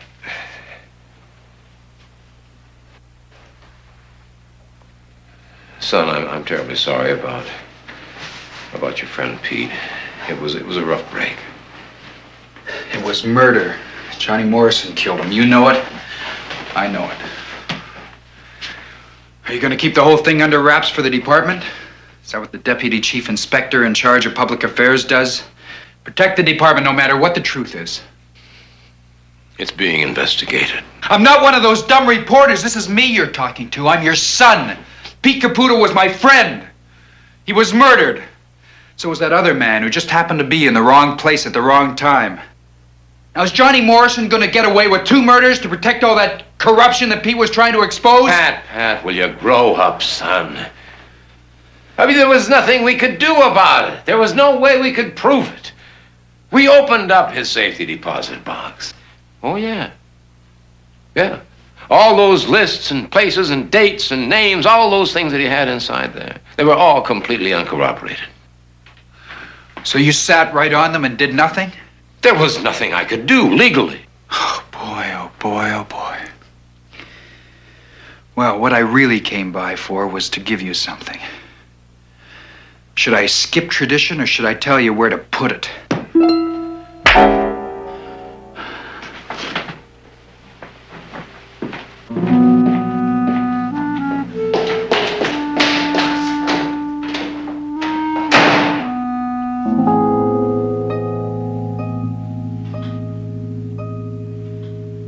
When we spotted the suspect, Patrolman Caputo remarked that the man bore a close resemblance to one Clarence Phillips, a felon wanted in Cleveland in connection with the shooting of 2 police officers. We circled back to investigate, parked the car, approached the suspect, and identified ourselves. The suspect raised a .45 automatic, fired point blank at Patrolman Caputo, and killed him instantly.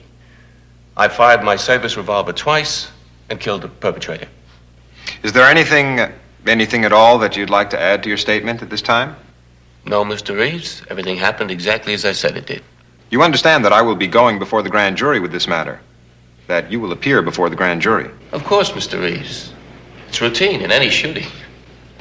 Okay. That's it.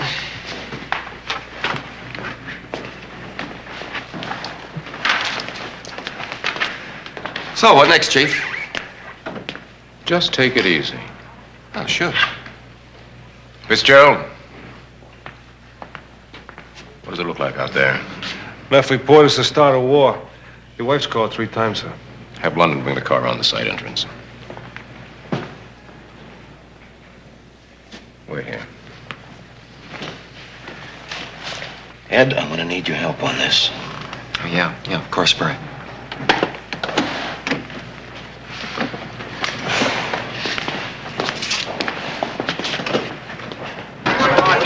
Come on, Chief. Now, what's going on in there, Chief? Come on. We're gonna have people here, Chief. We're gonna talk about this. Excuse me, but we'd be interested in knowing why you accosted the man. Well, I have nothing to add to what I told you before. I just went through the whole thing with the district attorney. It's a matter for the grand jury now. Well, you must have your own personal opinion. I mean, why did the Osmond man pull a gun and shoot it? You must have some opinion. Well, these days, who can figure out why anybody does anything? I'm terribly sorry, folks. No more questions. Come on, Chief. We got it right here. We got readers want to know all about this. What kind of a cop was he? You mean Pete Caputo, Chief? Yeah, that's right. He's a nice enough kid, but he shouldn't have gotten shot, if you know what I mean. See, Look, I wouldn't tell this to anybody else, but the kid's reaction time was too slow, like he froze when he saw that suspect's gun. He just lacked the basic instinct to survive, you know what I mean? But you have that basic instinct, right, Morrison? Oh, I'm a survivor, Chief. Yeah, I'm what you call a survivor. What do you know about Johnny Morrison, Ed? What's up, Brian? Well, you were there. He lied to the district attorney, he lied to the chief inspector, he lied to the chief deputy, and he lied to me. I'm not so sure, Brian. The reason Osmond went there to pick up the kid was because the kid was held up last week. They stole his car at gunpoint. It was reported. Maybe Osmond went out and bought that gun in order to protect himself and the kid. You know, I've seen that 100 times, Brian. Maybe he thought the officers were trying to hold him up. Maybe plain panic. The fact that Osmond was a college professor doesn't make him any different from anybody else who doesn't know how to handle a gun. A month ago, Caputo came to me. He said there was a pad operating in your division. He was pretty vehement about it. Yeah? Yep. So I took it to internal affairs, same as I'd handle any other allegations brought to me. What'd Levine say? He claimed that the charges had no substance. I think Caputo was telling the truth. He implicated Morrison. You just said Levine came up dry. Well, I don't intend to come up dry, Ed. I'm going to find the truth about Morrison. Brian, just give Caputo his inspector's funeral and let it go. After all, the department did as much for your father. What are you talking about? Collection time, Brian. The department took care of you and your family. I don't know what you're talking about. I'm talking about how you're going to back off this Morrison thing. You were working out of the Clinton station in those days. It wasn't like it is now. It was like a club, and the department was like a meeting place. No strangers allowed. That meant no Italians and no Jews, especially Jews. Your old man was a sergeant working out of the 16th precinct. He always hated it when they assigned him a rookie driver, and he always let him know how he felt.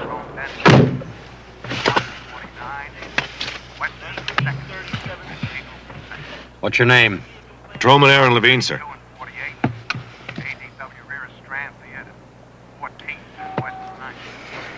Get moving.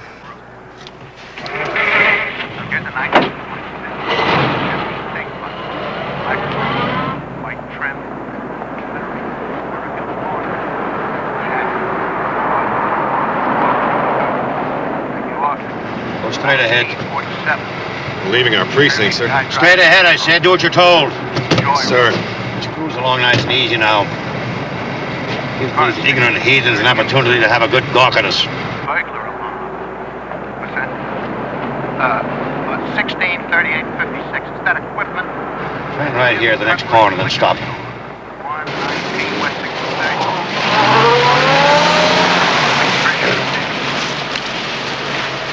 Sergeant Houlihan and Kelly, call in. Now, Levine, PBC. this is one of them stops which is what we call unofficial. Keep me on that liquor store. Is my meaning perfectly clear to you? Yes, sir. Age 35. Is it now?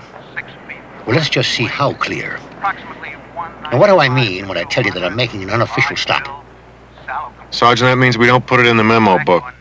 And that you're on a personal or something. No, it don't mean that I'm on a personal or something. It means we didn't stop at all. How can I be on a personal or something if we didn't stop at all?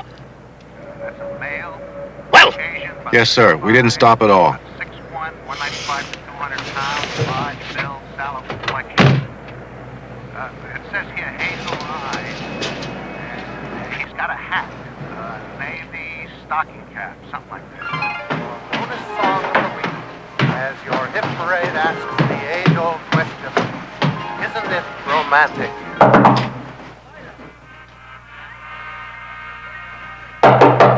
Come on, open up. Who is it? Sergeant O'Malley.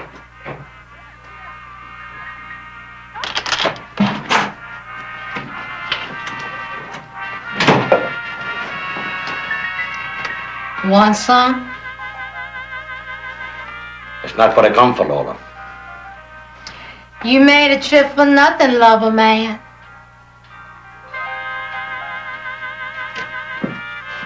Listen, don't ever shake your head at me, you trollop.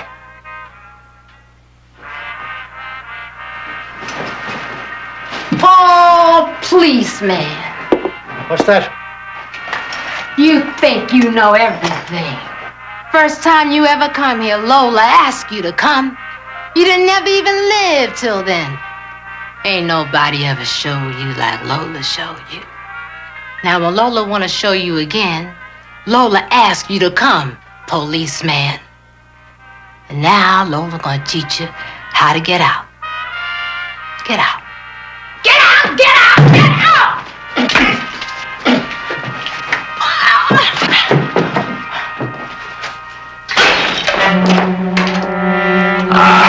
Come on now, Lola.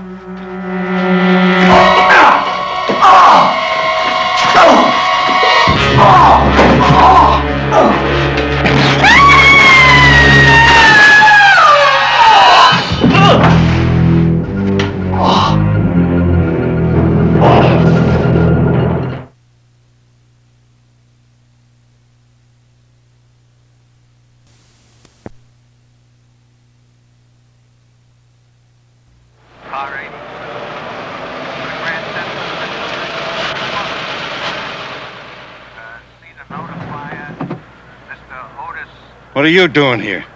I'm just sitting here, Captain. Well, who are you? Patrolman Aaron Levine, sir. Levine, is it? Oh, sweet heavens. We got us an Aaron Levine. Belongs in the 16th. Just happens to be sitting here in my precinct. And who is it you're driving for, Levine? Sergeant O'Malley, sir. Brian O'Malley? Yes, sir. Sergeant Brian O'Malley. Oh, that stupid Irishman. He never learned to stay away from trouble. You're not in any trouble. You're just doing what your sergeant told you to do.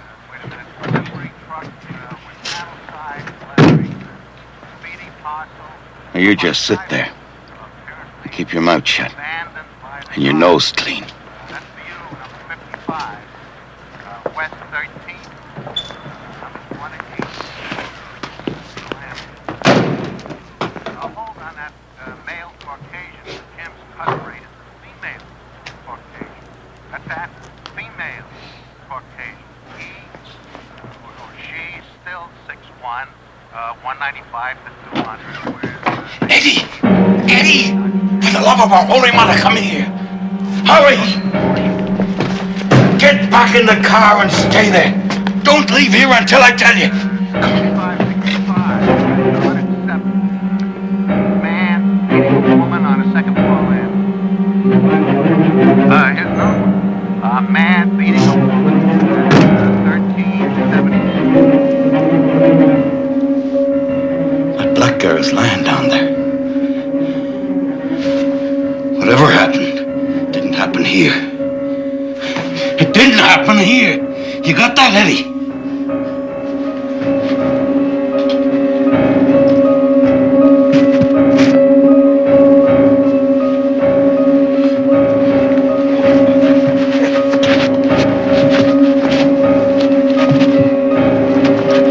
West 129th Street. Attention, all cars. Armed robbery in progress. Number 304 West 110th. Attention, all cars in the vicinity of 110th and 9th Avenue. Respond immediately. Armed robbery.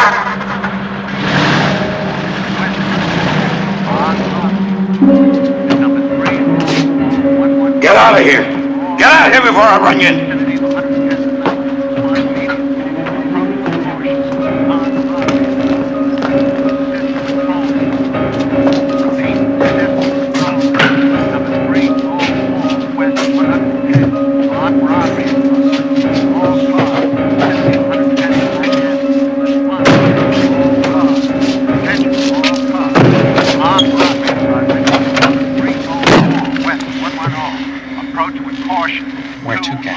Oh, shut up, will you?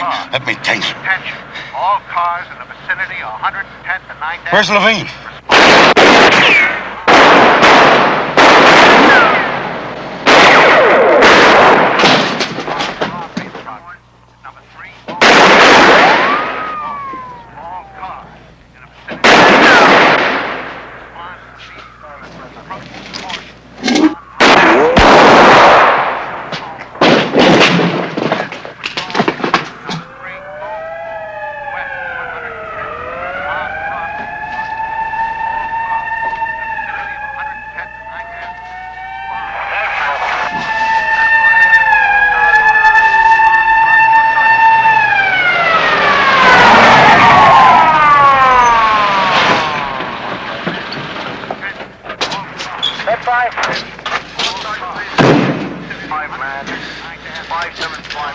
Put your gun in your holster, son.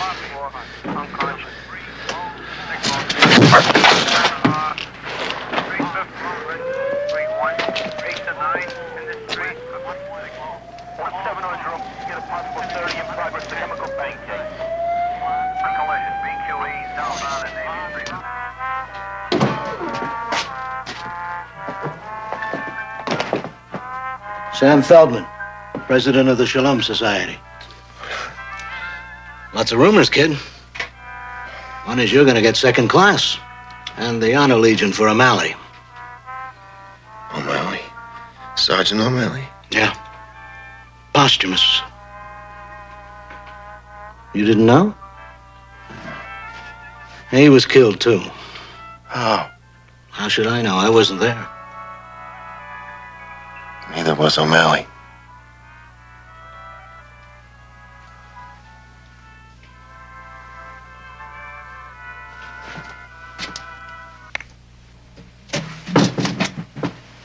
Where was he?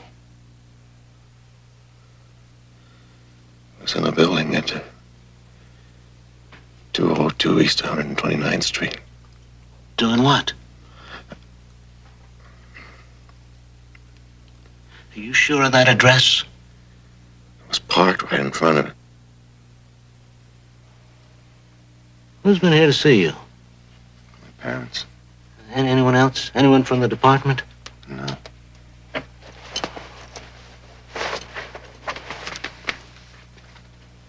An unidentified colored female, age 35, was found in an alley behind 202 East 129th Street early this morning. Police say she apparently jumped or fell from the top floor flat. Does it mean anything? Think.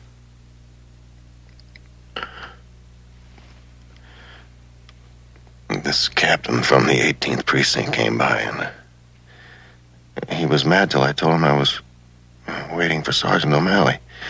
And then he acted like I got the feeling that he knew where O'Malley was and what he was doing.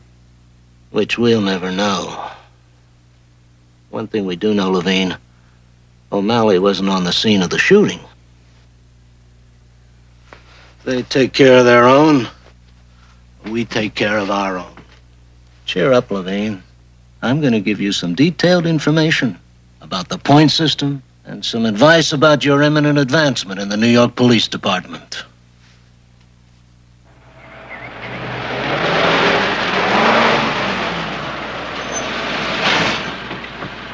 Who was he? Sergeant Quaid, Captain. Can he be trusted? Yes, sir.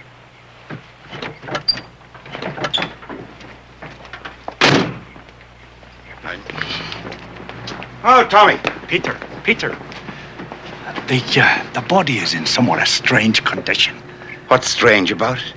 Well, I'm not a coroner. It's probably none of my business. Well, now you're right on both counts, Tommy. You're not a coroner, and it is none of your business.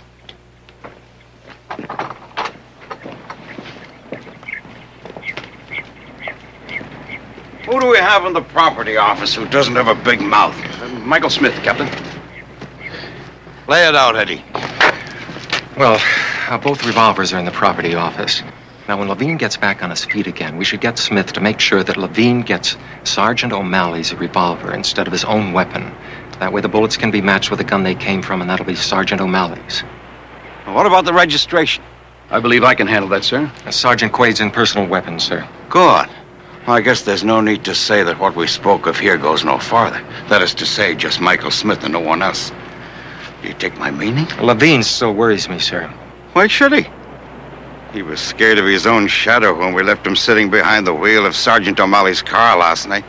Yeah, that was before he killed 2 men, sir. Still in awe. He's a Jew. They're a very sentimental race. Very understanding about families.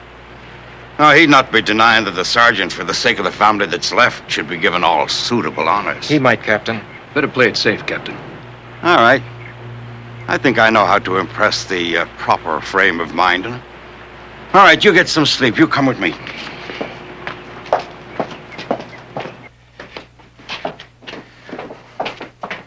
I've been up all night long, Peter. And Maureen, the kids are still sleeping upstairs.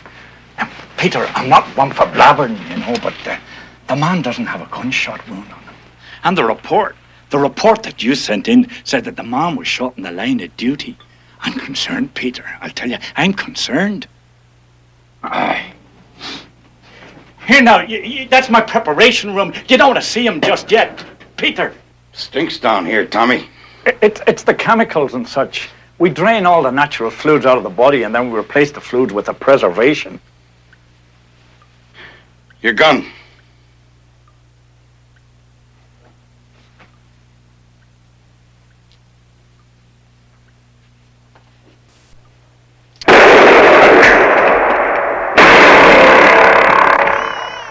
There now. Got any other problems, Tommy?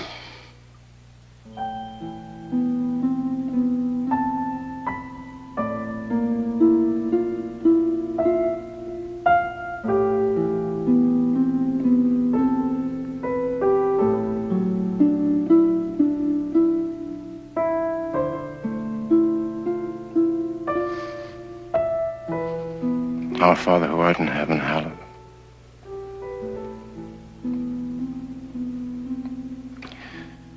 My Father, who art wherever the hell you are now.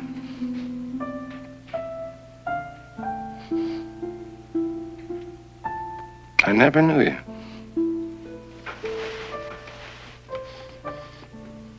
I never talked to you. You never talked to me, not once ever. Ever.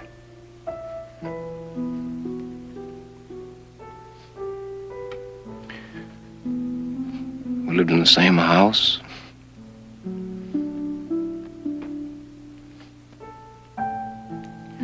We belonged to each other.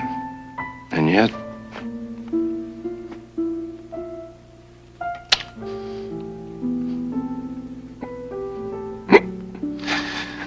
why, damn you, why? Why? Why? Yeah, well, Sergeant O'Malley is a fine man for the family, you know. You know Brian, of course. He's already on the forces. Yeah. There's Kevin and Martin, and they'll be following right along into the academy. The department is a family tradition. You know Patrolman Shea. Yes, sir. Aaron? Well, we're all very glad that you weren't hurt worse than you are, Aaron. Yes. Well, we're all glad of that, Patrolman Levy. Oh, Levine it is, of course, Levine. Why, if it had been you who was killed, your people would have you in the ground already. Well, that's my understanding of the situation. Well, it's our religious custom to bury the dead within 24 hours. Seems very fast. Seems a very fast way of doing things.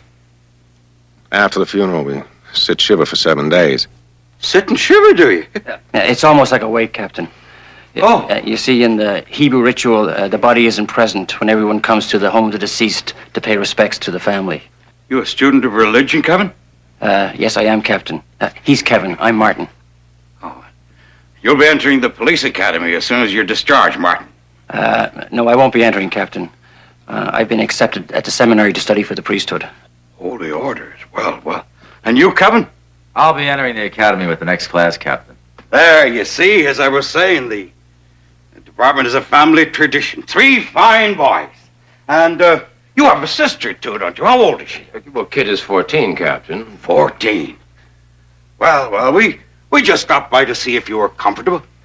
Are they treating you well? Yes, sir. The department takes care of its own. And you are one of our own, Patrolman Levine.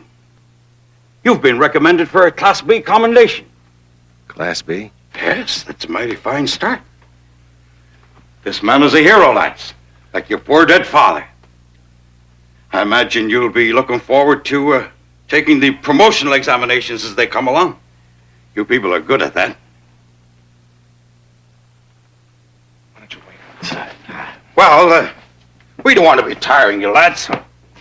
Get well.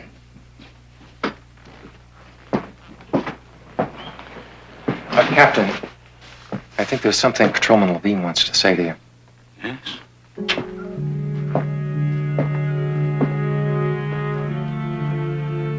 Was there something, Patrolman Levine?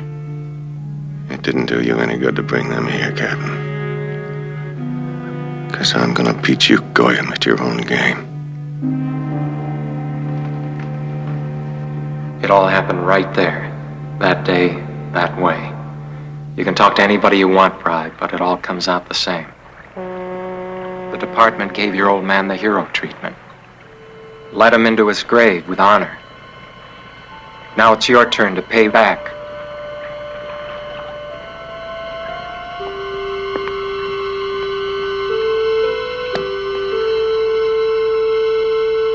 I need a job done, Kev. I want to get a guy. I want to get him good. I want to box him in. Johnny Morrison? He's a bad cop, Kev. He's a bad cop. Here's what I want you to do. I want you to find someone. Some pusher that he's rousted around good. Somebody who's got a score to settle with him. I'll make sure he's good. He'll have to swear that the gun that killed Pete Caputo was his gun. He's going to have to swear that Johnny Morrison took that gun away from him. and used it as a throwaway. Mm-hmm. Okay. You count on me, bro. I am counting on you, Kevin. Fitzgerald, get in here. Here's your hat. What's your hurry? Brian, is there anything else? Just this, Kev. That's all I want from you. You got it, big brother.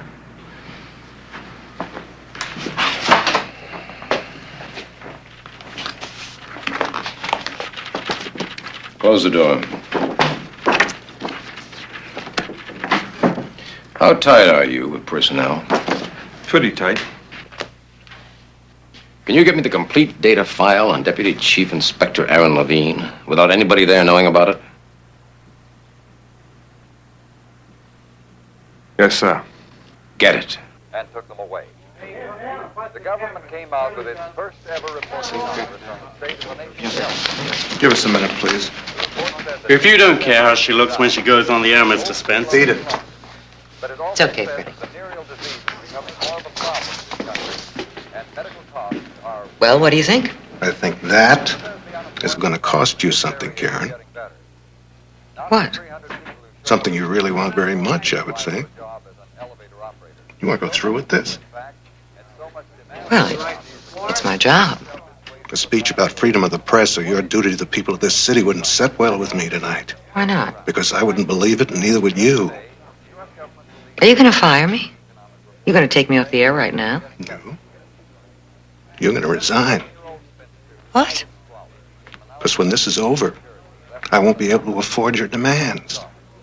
You'll get offers for better money, better production. That's what you really want, isn't it? Yes. That's what I want. That's what I wanted to get straight in my mind.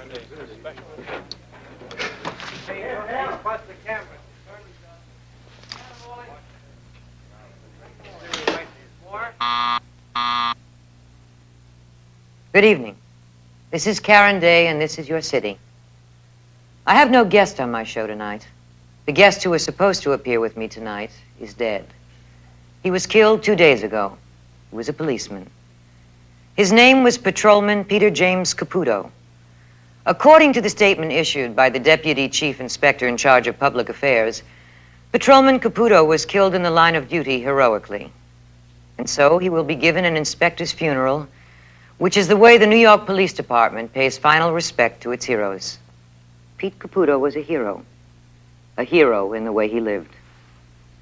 Patrolman Caputo was coming here tonight to reveal corruption within the department he served so well. I spoke to Pete Caputo several times before he convinced me that he was indeed aware of and witness to certain officers in his division being on the pad. If that phrase confuses you, let me explain. Being on the pad means that certain personnel receive regular payoffs for a variety of reasons, mainly to prevent the enforcement of certain laws. Generally, the non-enforcement relates to narcotics, gambling, and vice. Patrolman Caputo was ready to expose the names. Have you seen what they're doing to us on television tonight? The New York Police Department is Arthur, can you give me a couple of days? Can you trust me for a couple of days? Brian, I trust you forever. But I'm being kept in the dark about too many things. The commissioner's probably trying to get me right now. And I wanted to talk to you and Aaron Levine before he reaches me. Don't call Levine. Brian, don't leave me stranded. I won't leave you stranded, Arthur.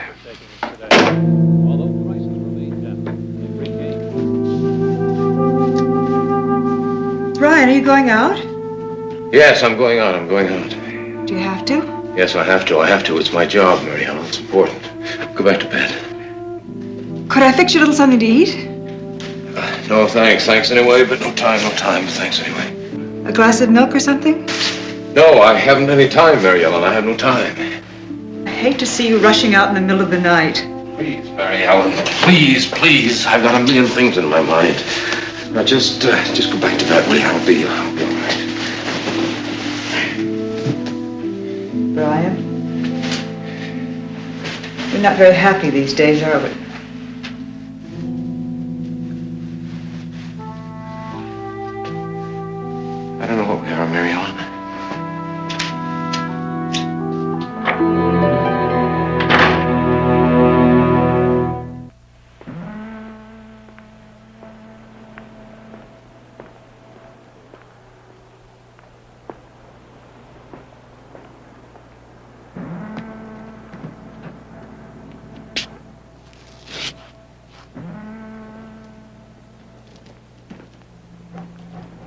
Hello?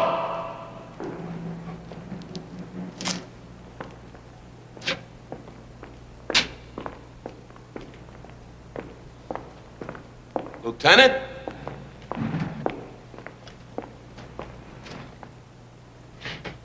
Chief called me. Said I should. This is the man? I didn't hear you. Talk. Yeah. Yes, yeah, that is the man. That is the man who what? Spell it out. Yes. That is the man who arrested me last week and took my gun away from me. Tell me the make and caliber of the gun that this officer took away from you for possession of narcotics. It was a Navy Colt 45 automatic. What's the registration number? 622 14888. You ready to testify to this in court? Yeah, sure. I'm ready. You tell me when.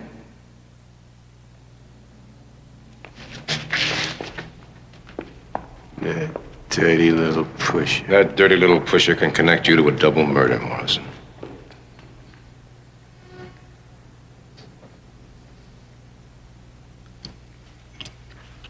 Okay, Chief. What is it you want?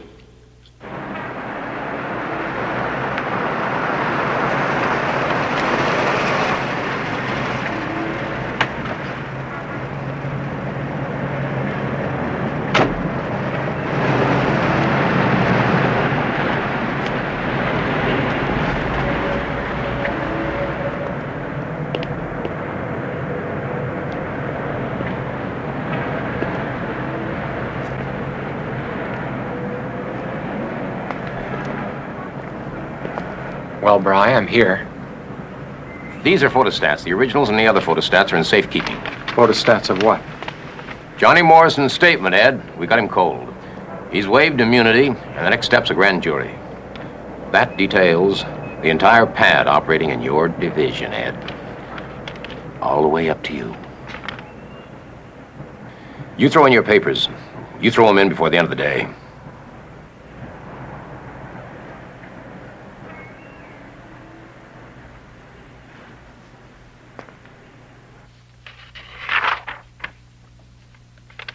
Is it all there?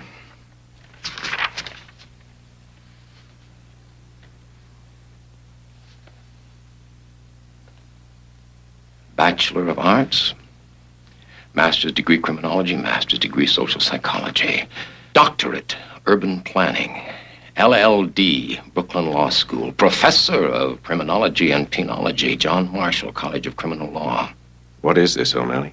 That's a complete record of the months, weeks, days, hours that you've spent in various institutions of higher education during working hours, on city-paid time, indirect violation not only of departmental regulations, but in the commission of a fraud against New York involving enough money to be classified as a felony.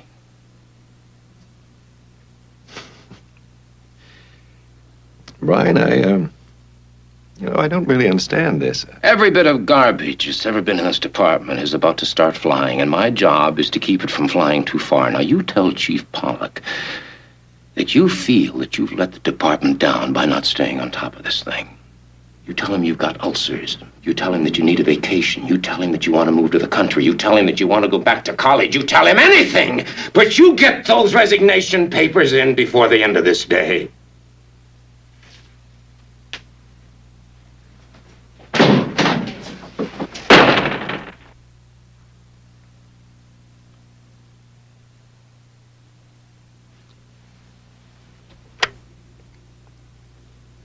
Yes, Chief. You call my home, please.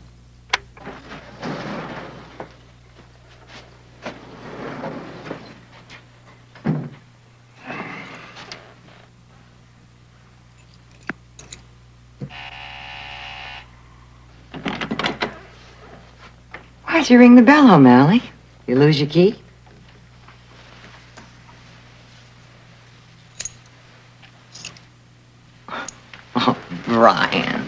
you're being foolish. You're being absolutely childish. I mean, it has nothing to do with you and me. You knew the Caputo boy came to me when you failed him. I mean, I just handled it the way I had to handle it. I'm handling this the way I have to handle this.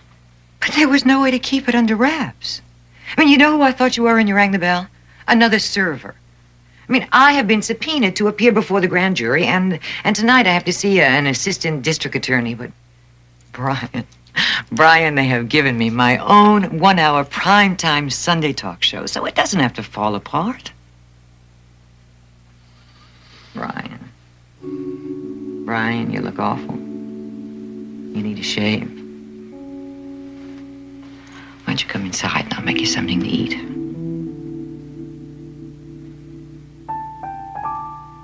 You want me, Brian? Damn you, you know you want me.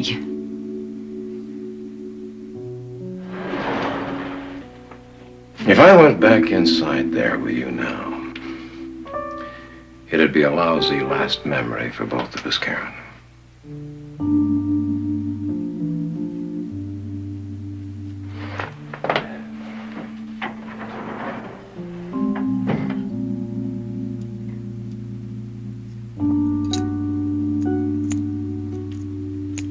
Patrolman John Morrison has offered to come forward to the Manhattan District Attorney and offered to testify before a special grand jury now being formed to investigate corruption in the New York Police Department. What about the Webb Commission? Morrison has offered to appear before the Webb Commission and waive immunity. We heard you've already had some resignations today, Chief.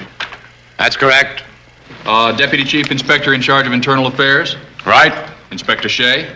Right. Why?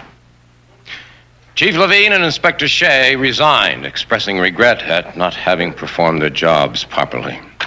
I hate to keep harping on this, Chief, but you've got yourself a special commission, a special grand jury. I mean, we've all seen this before.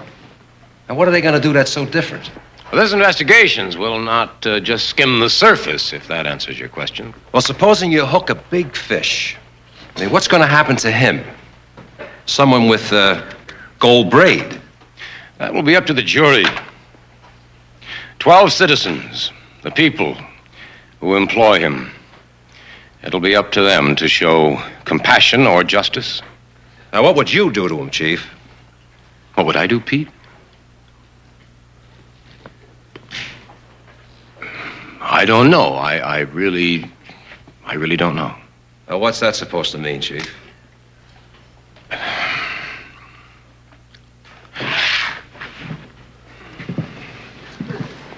Let me put it this way. If you, or any one of you, think that a man, an ordinary man, becomes something different, something bigger, larger, stronger, broader, because he puts on a police uniform, you're wrong. He's just a human being. I mean, people are people, even in a blue uniform. The dirt, the filth that they try to remove, yes, it rubs off on them a little. Oh, sure. Sure, some of them, a few of them, very few, thank God, become corrupt and brutal and grafting, but not many at all. Not 1 in 100, not 1 in 1,000, really. See, the ordinary policeman, the ordinary cop, is just an honest guy trying to do an honest job. I mean, he answers cries every day, every night. People are being robbed and cheated and mugged and murdered and raped. And it's up to this guy, this ordinary guy, in a policeman's uniform. It's up to him to be there.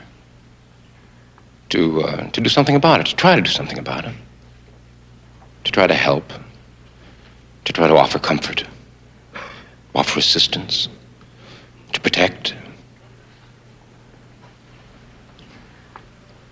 and to risk his life if he has to. What would I do about it, Pete? I don't know. I honestly don't think I can answer that.